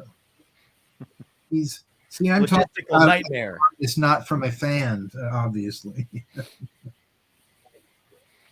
Well, guys, it's okay. You don't have to like Scooby any less. I promise. It doesn't, Yeah, exactly. Yeah, Linda, you missed that. Yeah, he talked about how he was one of the original Comic-Con attendees and helped form it. That's right. Yeah, I wasn't an attendee. I actually did. I was very smart. I got the work done ahead of time because I did the publicity art, so that way I could really party at Comic-Con. There you go. And in the early 70s, you bet we were. All right, I think this one's done. Beautiful. So the next one we've got is the villain, a torso. Okay. Well, that's good because he's mostly, his head is huge, so I'm going to have to figure this out. Let's see.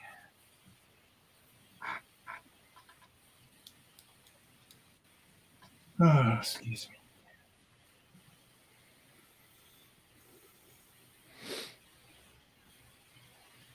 Talk among yourselves. I'm concentrating. Oh, no, you're good. Let's see. Well, we'll take this time to Bacon. You did put some stuff on Facebook today. Do you want to talk about that stuff that's out there? Which? Well, well, let's see. We did open up our list, guys, for the 300 cover that Oranga did for I did do that 25th anniversary. So we released that. We're going to be doing a special remark. There's a limit of 20. It's a Ionitis. It's awesome, and it's only going to be available at Heroes Con, or you can pre-order one if you'd like. If you picked up there, if we have any extra ones, we will put them up on 4C for you guys to pick up, but we're not anticipating having any. It's only going to do 20. We do have a couple of the Xerxes left over from MegaCon. If anybody's interested in those, just send us a message and let us know. You can fill out the Google Doc and pick those up, but contact Bacon first. 8 of them. What was that? Was that 8. A Canadian 8 or is that 7? I couldn't tell. That was 8. Yeah. See, this is the American 8. You don't drop the. That's the Canadian. We do things differently. In so we have 8 of those left. So if anybody wants one of the Xerxes, it's fine. That's why if you want Xerxes, before you place the Google Doc order, just let me know. Send me a message of some kind. Preferably on Facebook, but I do have a 4C email now, bacon.4ccomics@gmail.com. So you can send it there too. Absolutely. Say that email one more time, Bacon. Bacon.4ccomics@gmail.com. There you go. But yeah, those are fantastic. We have a limited amount of those books left, and we want to make sure they get into the hands of the people who have been here who are here to support the show and support the channel. And that's why we give you guys first access before we bring them to the cons. So let us know. And we got a bunch of stuff that Ken has been shipping out over the last couple of days. A lot of it's going to start hitting really, really soon. He's, I saw him personally shipping and wrapping up all those 300 books. So those should be anyone that's not for grading should be getting out. He's been working hard. like he always is. So that stuff will be hitting. Ouch! That's some Wow, harsh that's some words there. shade being thrown on Scrappy. Scrappy Doo Oof. is getting mixed reviews in the chat over here. People don't like Scrappy Doo, that's for sure. Yeah.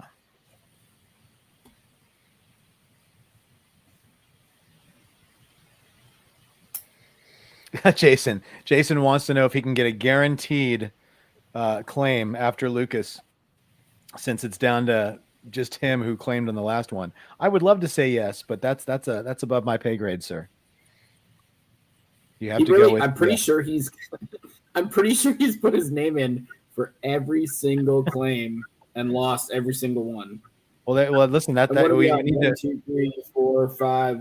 This is the 5th one right now. Well, listen, that has to go to the man upstairs. Let's talk to the 4C Godfather. What do you think, 4C Godfather?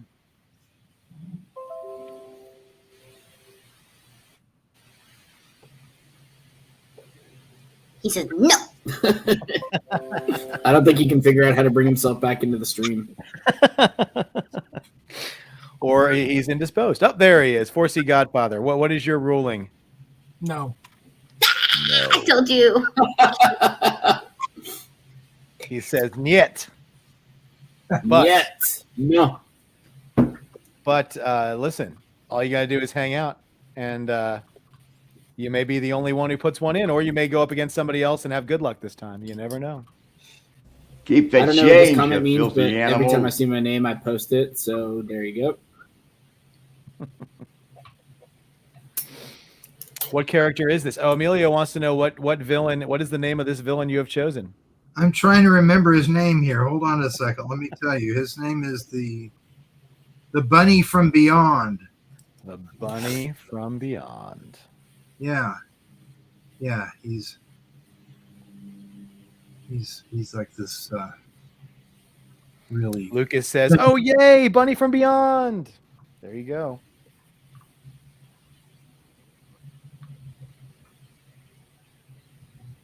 So why is this one like your favorite villain to draw? I just liked his design. I like the fact that he was really sinister looking. He does look very too cool for school. Mm-hmm. He's got the big old head. I mean, he's got that evil genius brain thing going on. The eyes look like he's over it. I love it.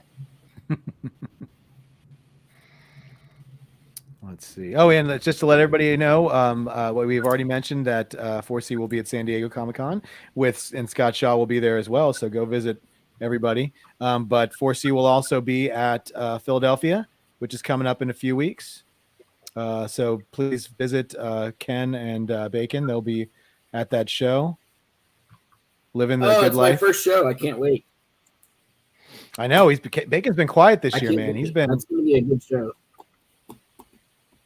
so whichever just remember whichever one of their hockey teams loses, you got to give that person a bunch of crap.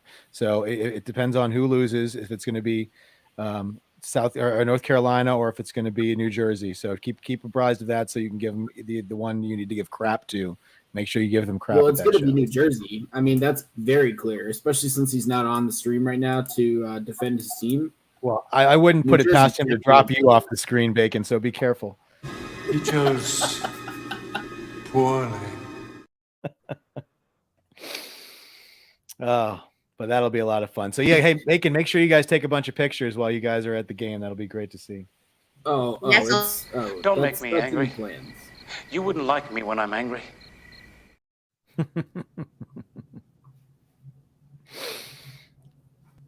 That's the game we're going to. The Devils will already be down 1-0. It'll be fine.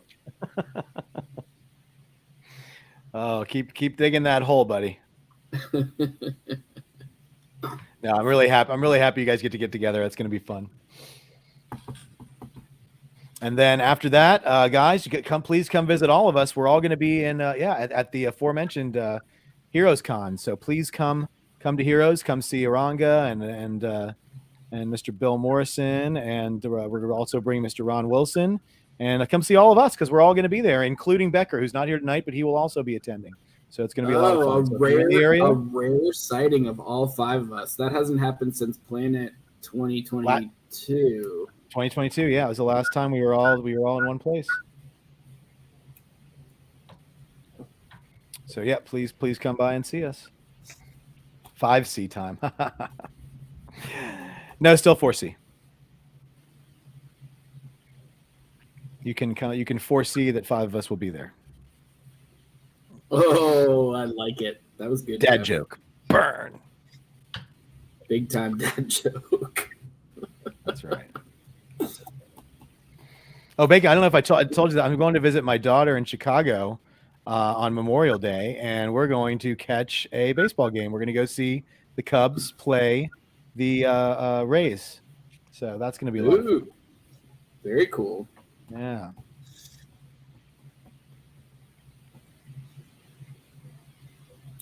People always are so confused when I tell them that baseball is actually my favorite sport. They don't believe me.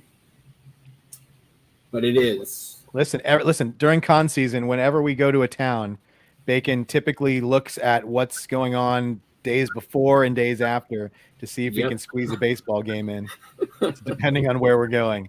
I believe the plan is the Monday after San Diego, if we're not all dead, we're going to the Padres game.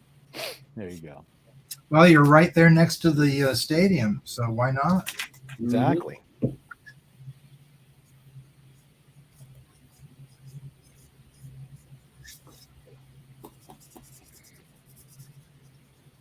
Are you a sports fan, Scott? Do you have an allegiance to teams? I was the kid that was always beaten up for saying it's only a game. Oh. I remember very specifically being in right field where they always put me because I didn't have any interest in the game. And my friend and I were talking about last night's Star Trek. So this was 67, 68. And the ball rolled right between us, and neither of us even noticed it. Oh. Both of us got beaten up. Wow. And I love it. Yeah, well, I'm a guy that's competitive, but really with myself. I've never really understood. To me, unless you're somebody that's really as good as the players, I feel like it's kind of as ridiculous as loving. I like Marvel, or I like DC, or I like the FF, but I hate the X-Men. It's like all the people are being moved around, but how do you? I don't understand why people have an allegiance to one team or another based on the fact that they keep changing. So I just revealed myself to be not the guy that you wanted to talk to, probably. That's a very unique point of view. I've never heard that before. Well, I'm a weirdo. What can I say? Because I hate teams like the New Jersey Devils or the New York Rangers, which, by the way, Mark Kessler, if you're watching, you can finally order from us again because the Rangers are gone. Careful, Vignola's probably out there somewhere too. See, Vignola, he can order from us again too. If I hear a team's name, I don't even know what sport they do. That's me. Sorry.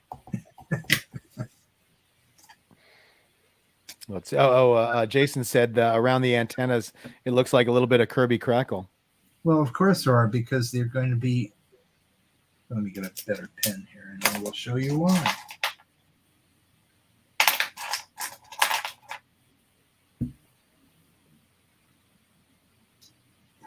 Oh, I had them all organized. There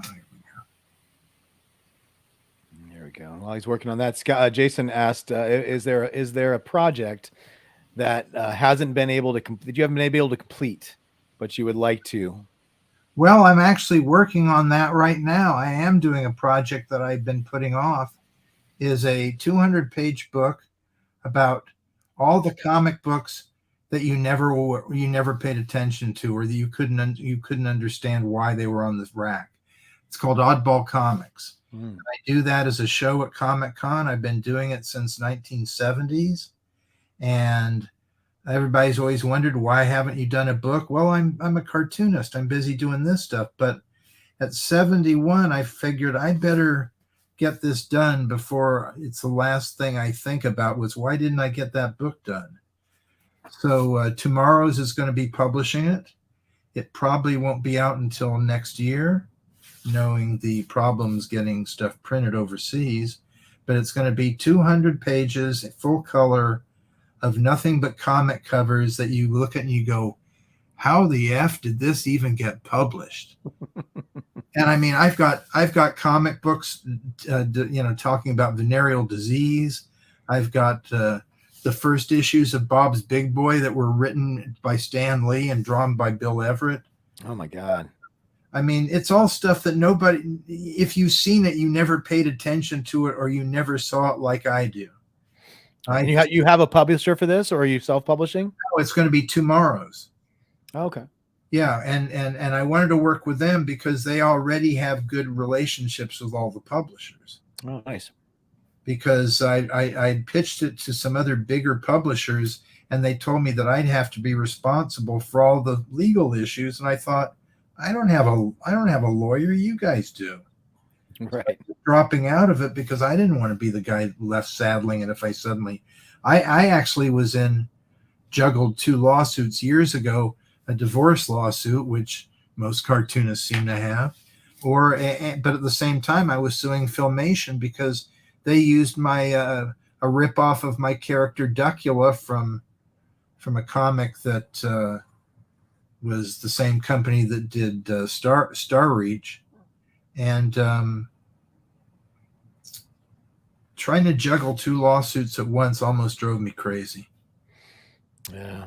I mean, not that I already come across as crazy, but it was really bad. So now I don't want to have to deal with publishers over, them coming after me for using the material.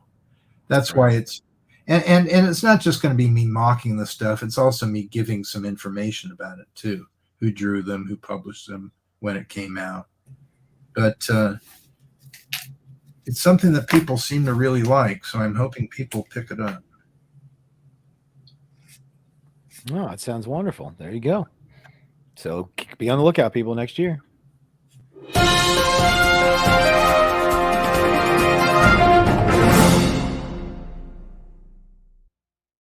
Pointer would have gone all the way across.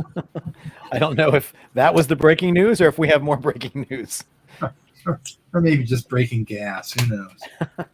Is it back behind net again? Brett Burns finds it there. Well, Burns, a beautiful pass to Aho. He is fast to his left. One-timer's turned away. Vitek is there for his... Wow. Is that in honor of the guy that doesn't know anything about sports? Yeah, I think it's to rub in the face of the Canadian bacon. Oh, okay. Whatever. Okay, should I sign this? Yes, and Lucas wanted you to personalize it if you would. And that's Lucas.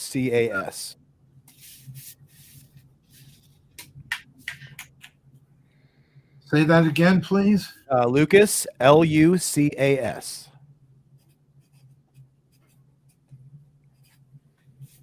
All right. Is that up to your? Wow, he loves it. I can already tell you, he was already gushing over it in the chat. Well, gushing it. You better send this in a plastic bag then.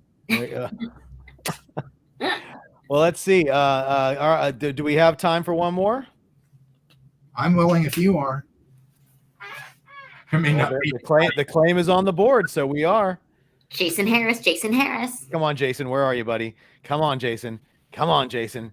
Come on, Jason. Say claim. Here it comes. Come on, buddy. And he went to bed. No, I'm just kidding. He's got to be out there. Come on.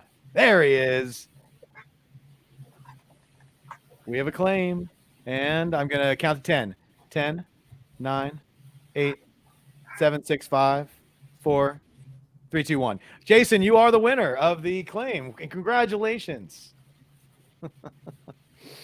I think this is, since we're already at 2 hours, I think this will probably be the last one of the night, but well, you never know. He says I claimed 30 seconds ago. Well, there is a delay. There's a 20-second delay, buddy. So what would you like? Let us know. And we'll get him started. I wonder what it's going to be. Honestly, I have no idea. What do you think, Bacon? What do you think he's going to do? Oh, never mind. Here it is from listen, one of I used to love this show too. Blue Falcon, full figure, 11x14. All right. Well, good thing. I think I know who that is because I saw it and I actually made sure I had some Blue Falcon reference. So let me find it here. Well, there you go. And listen, there's the Scooby-Doo reference right there. He didn't even ask you to draw his sidekick, who looks remarkably like Scooby-Doo. So you went out. Jason, is that going to be black or just inks or color, buddy? Yeah, Jason, it's black and white or color. I mean, he is the Blue Falcon. Maybe you want to get color. It's up to you. Oh, I wasn't aware that Ken had unmuted me and allowed me to speak again, but I am still writing it down, Annika, if you need. Oh, I wrote it.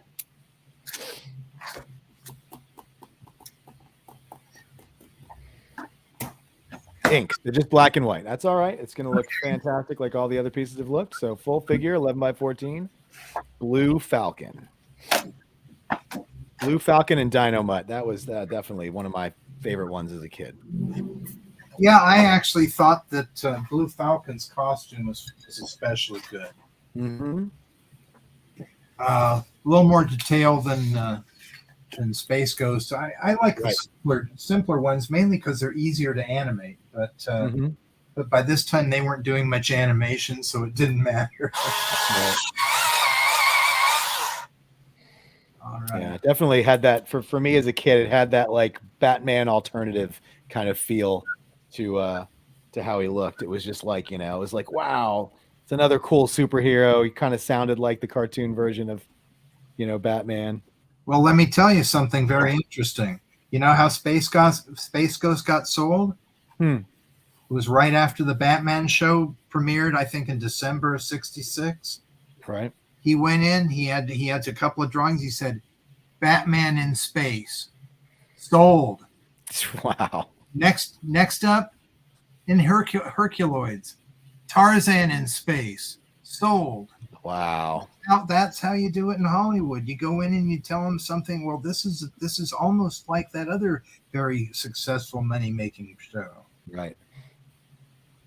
And I always thought that, just putting it back with like the Herculoids and stuff, I always thought that Thundarr the Barbarian was Hanna-Barbera, and then I found out as a grown-up that it wasn't Hanna-Barbera. No, that was Ruby Spears. But like I said, they were kind of raised on stuff because they worked at Hanna-Barbera, so it makes perfect sense. Mm-hmm. Ken is trying to Fight Club us with the quick flip of the New Jersey symbol coming in the screen, just like that. Yeah.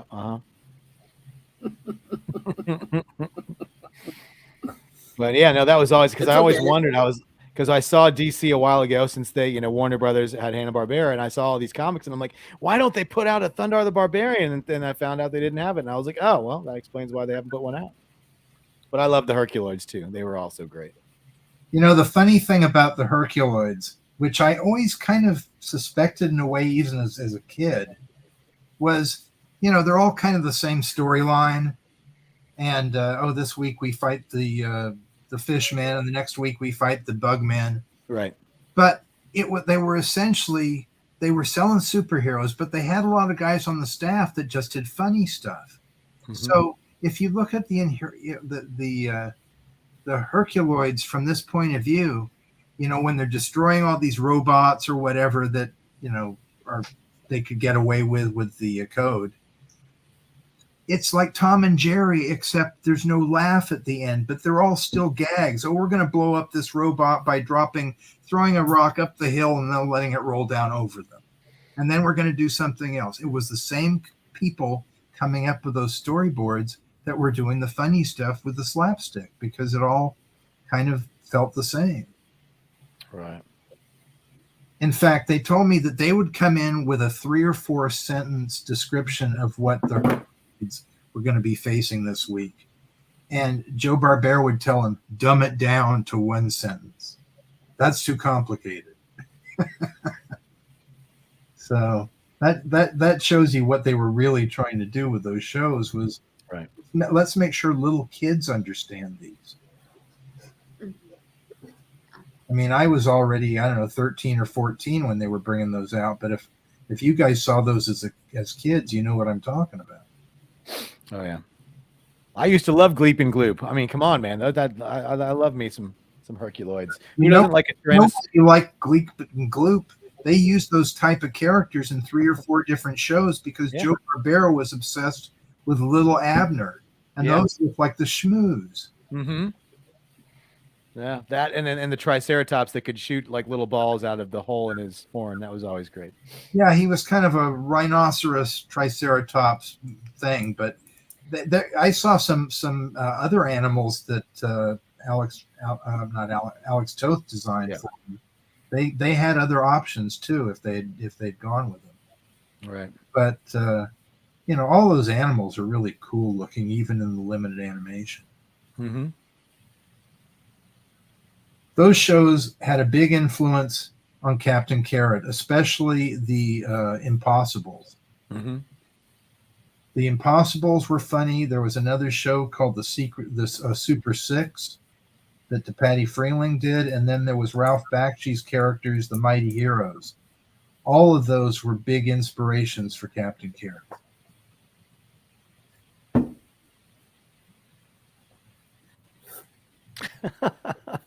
Ken is just trolling away.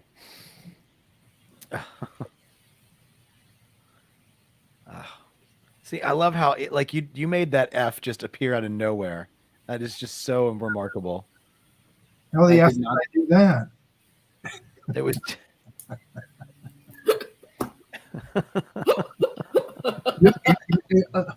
Got a hillbilly in there.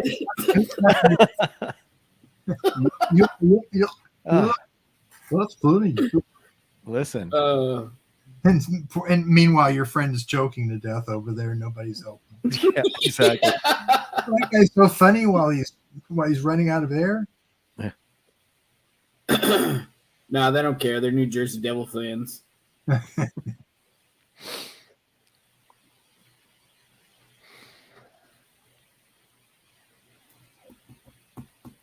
But that definitely I would love to see this character and Space Ghost team up and do just like a show. I think that'd be pretty cool to see. Agreed. It really annoyed me when they did that Space Ghost show where he was real corny and like a spoof. It was a spoof. They basically took him and they spoofed him. But they had so many crappy superheroes they could have used. Yeah. And the one that I always really disliked, even at the time, because he had such a pointless costume, was Birdman.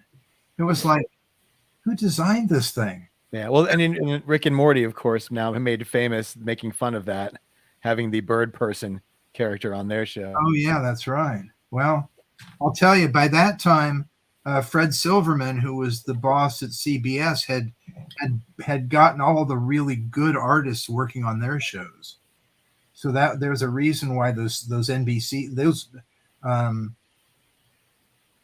Birdman was originally on NBC, as was Samson and Samson and somebody else, a kid and a lion. I remember a giant lion. Samson and Goliath, maybe. Samson and Goliath, yeah. And all those shows looked really crappy because they didn't have their top team on them. They thought they sold those at the last minute. Yeah. No, I love our conversation right now because it's totally making me think of stuff I haven't thought about in years. Well, you're talking to somebody that all thinks about it all the time. Yeah. Listen, well, I mean, those shows, I mean, they mold you. I mean, they literally like, people used to talk about, the only way you got to see cartoons back then, there was no Cartoon Network. There was no, watching stuff on streaming. You just had to get up at 6 o'clock in the morning on a Saturday, the one day when you didn't have to get up, but you did, because otherwise you wouldn't be able to see any of the cartoons that they which basically was the way that they could sell us, your wonderful Fruity Pebbles cereal and all the other stuff. Don't blame me for that. Like, I did the commercials. I never actually told a kid to eat them. I said, you just made them look so delicious. Well, no, I just made the Flintstones look good.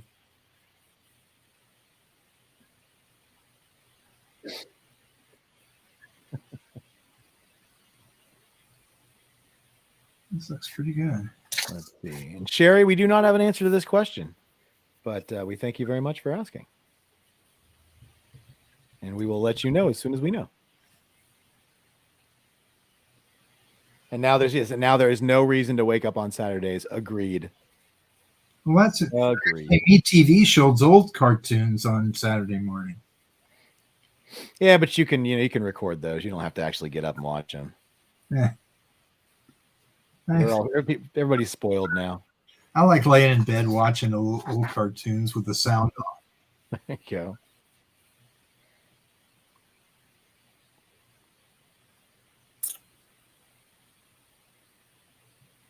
So Ken, what hotel are you going to stay in Raleigh?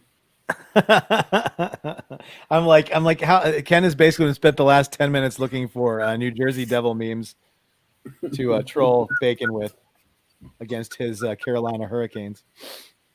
You got to have a hobby, though, you know.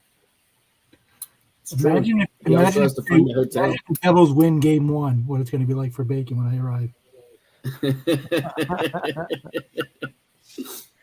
Well, for one thing, you're gonna have to find an Uber from the airport to my house. Now, guys, I already told Ken this. I'm going to tell Bacon too. You guys got to wear your 4C hockey jerseys. You can't wear any of that Hurricane or Devil stuff. You can't wear any of that Hurricane or Devil stuff. If you think I'm going to wear my 4C hockey jersey to the game, I'm wearing mine. We need that national advertising, Bacon. Come on. Yeah. Hopefully a fight breaks out in the glass. I'll run up to it and start slapping it. Okay. We're not that close, but you can run down to it if you want from where we're going to be. I don't know if I ever told this story to you. So when the Devils went to the Stanley Cup Finals in '94, I think it was, a buddy of mine, we were supposed to meet at I was 10, by the way, but okay. we were supposed to meet at a bar in Point Pleasant, New Jersey, to watch the game. And we're sitting there waiting for him, and he doesn't show up. We're like, I don't know where he is. You know, it was before cell phones, so we couldn't call him to see where he was or anything. So I'm sitting there watching the game, and a fight breaks out right by the glass, and I see him standing against the glass slapping it. What the hell? So he's like, oh, yeah, I got tickets. I forgot to tell you. Well, that's a bit of a crappy move, to be perfectly honest with you. No, it was fine. That's all right. But it was pretty funny, actually. We look over like, where's anybody seen John? Yeah, he's right there. Well, maybe we'll see if we can get you guys to have some like cushions. Are you allowed to bring cushions into the stadium there, or the ice rink there, Bacon? No, the NHL has some weird rules. You can't bring hardly anything into the arena anymore. Well, people bring octopuses, and you can't bring or octopi. Well, you definitely can't bring octopi into the PNC Arena in Raleigh. Somebody will.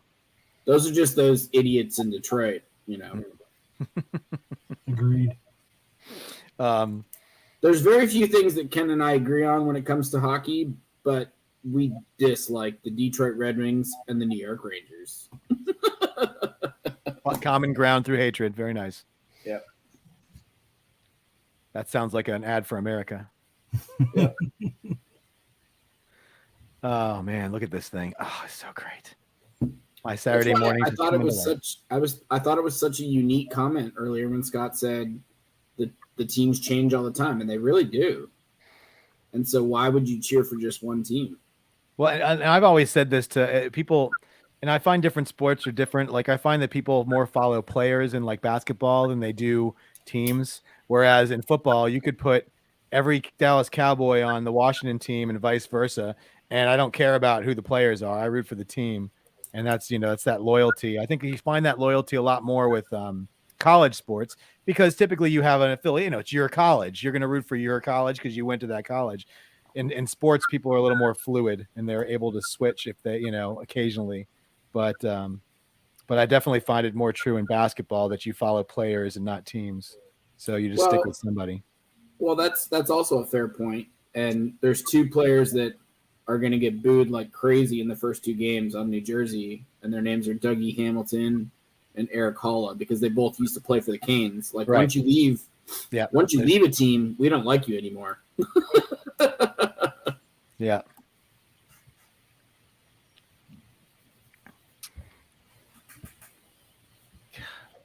I said it a second ago, man. This is like my Saturday mornings coming to life. I'm loving this, Scott. This is great. Well, Yeah, this is fantastic. just don't eat that crappy cereal. That's all I beg of you. Listen, Barney, my blood sugar.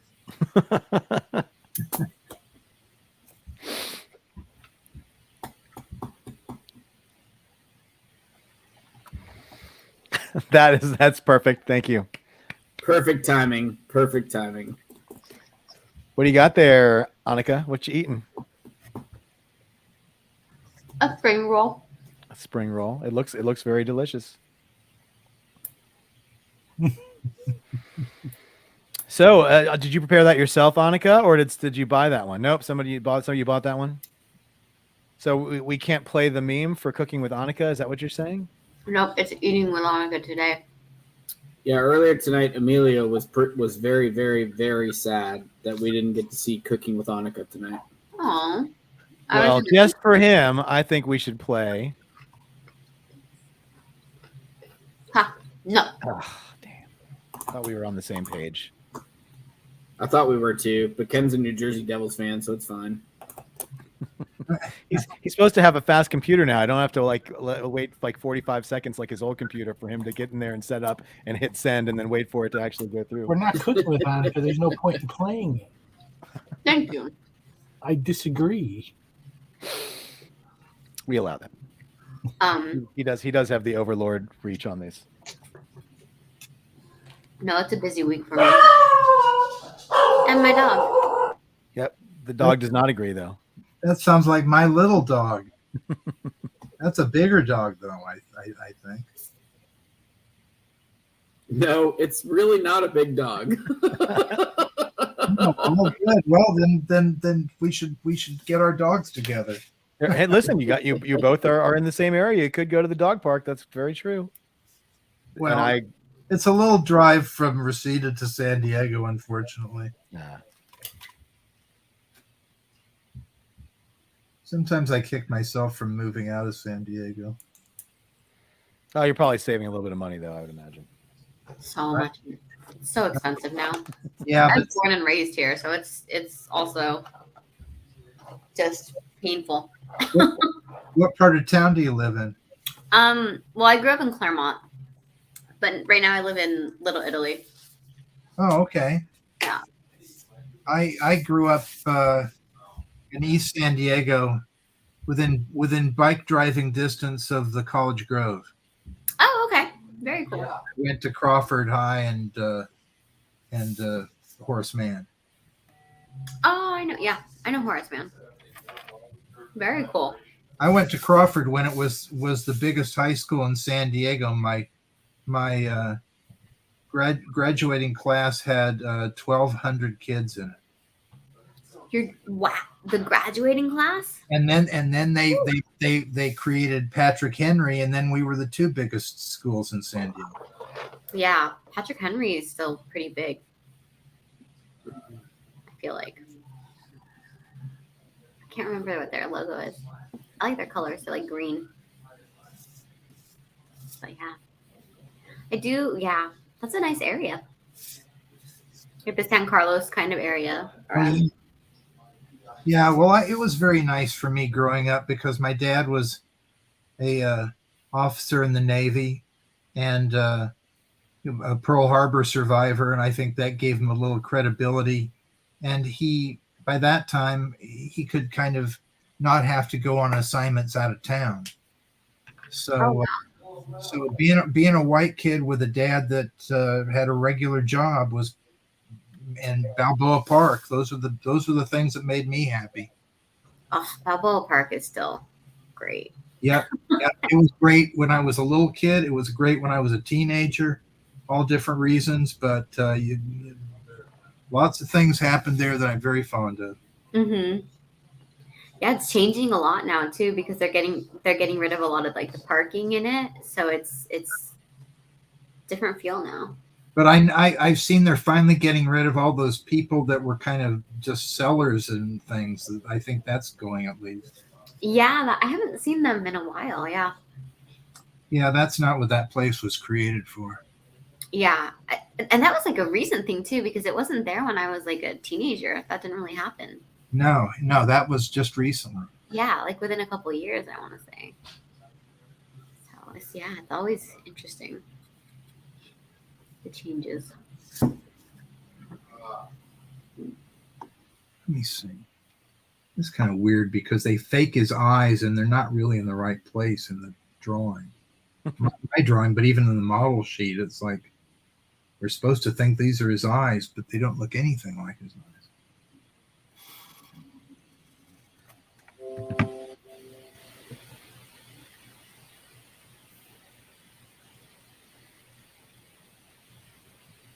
And Jason, I don't know if you let us know or not if you wanted this to be personalized. Just let us know. I'm trying to scroll back and see, but I don't think he didn't say. So yeah, just let us know if you wanted to personalize it or not, or if you just wanted to sign it. I think I'm done, gentlemen and ladies and lady. Well, as soon as we find out if Jason wants this personalized, are you out there, buddy? Bueller. He said just signed, so no personalization needed. All right. Well, listen, Scott, thank you so much for joining us. This has been a blast. And then as Scott said, he might have a couple things we're going to throw on 4C. So we'll let you guys know about that as soon as we do. We'll do a post and you guys can see it on Facebook. But it was an absolute pleasure talking to you. And thank you so much for joining us tonight. I had a great time. Thank you all. This has been a lot. Don't log off after we go off the air. Oh, yeah. After we go off, stay on here, Scott. Don't go anywhere. It took you so long to get this camera and everything set up. We don't want you to log off. You just stay on it for good. Just Okay. stay logged in. One quick tease. We are going to have a Mike DiCarlo commission list for both home and for Fan Expo Philadelphia on Thursday at 1 p.m. Eastern. Nice. And then we do get it in, Ken, while you can. And we are going to have another sketch list opening next week, which we will let you guys know, for another great artist offering wonderful new options. We do have the 300 books, guys. This is the old remark that we have, which is still available. If anybody wants a signed copy of our variant for the 25th anniversary, we have that. But we also have, he's doing a brand new exclusive one just for Heroes Con. So let us know if you guys like one of those. The one you just saw is $20. The new ones are $50, and there's only going to be a limited number, only 20 of those. So thank you guys so much for joining us on another fun night. We will be back next week. I believe next week is our Bill Morrison episode. Is that correct? Where he will be doing all of his remarks on the Matt Groening books, so you guys get to see all of Matt's remarks that he put on all of these Simpsons books. And it's going to be a lot of fun. So please join us for that. And we will see you guys soon. And thank you so much and have a great night. It is going to be a great night because Carolina's going to go 3-0 that night too.